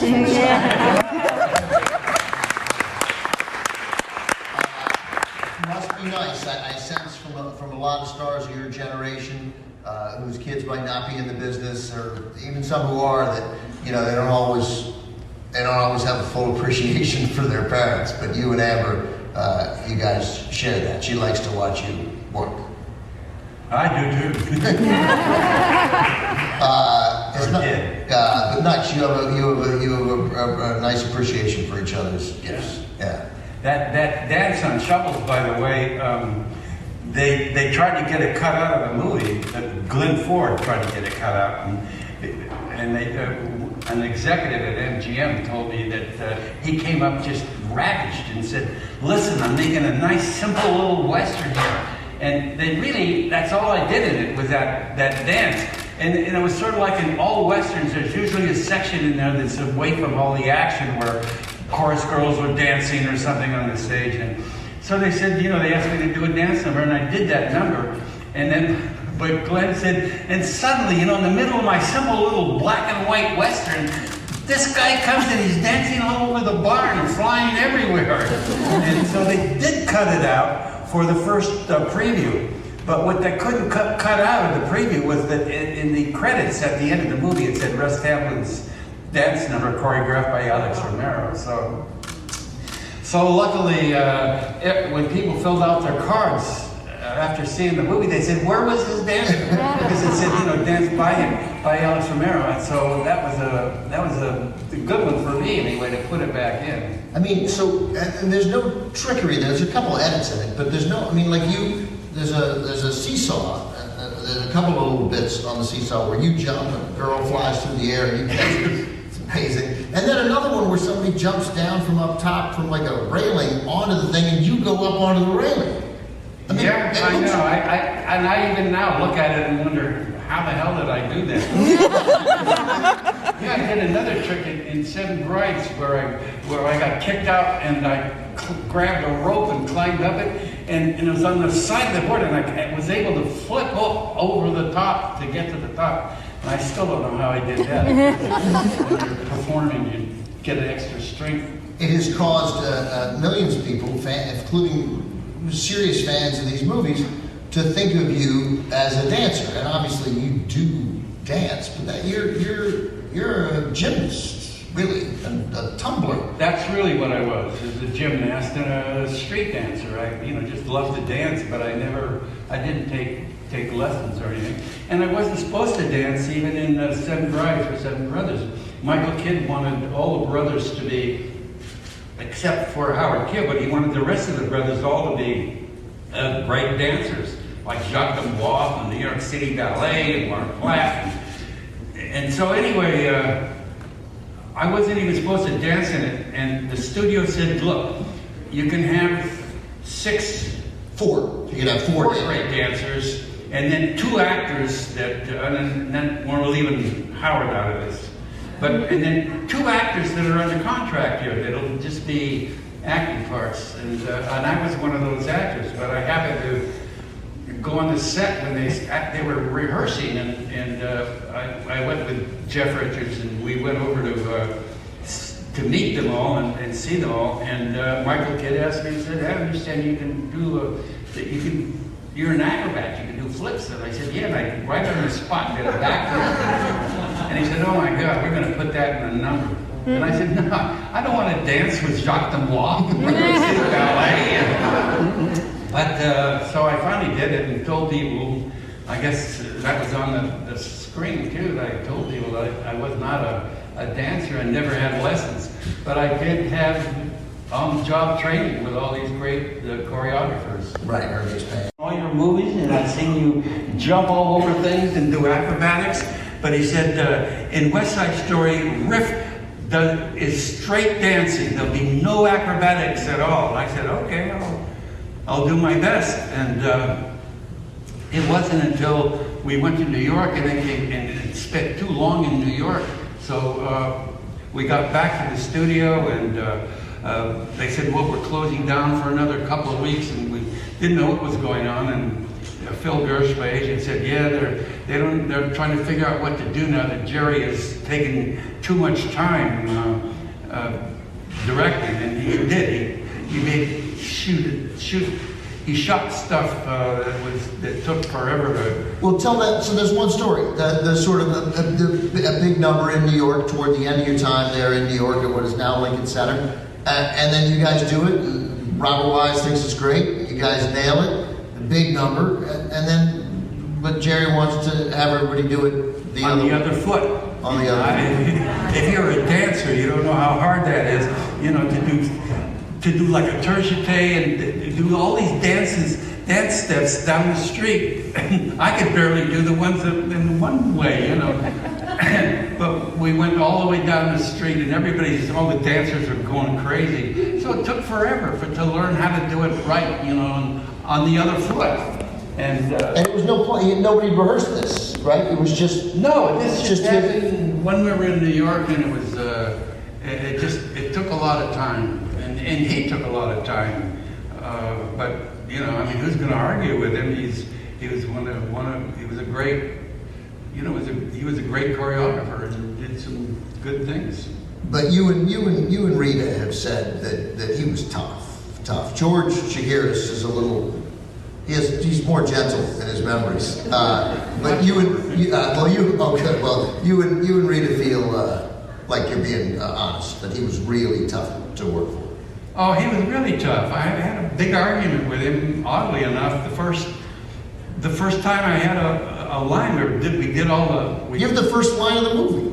Yeah, I think it was. You have the first snap. And it wasn't. And the first line.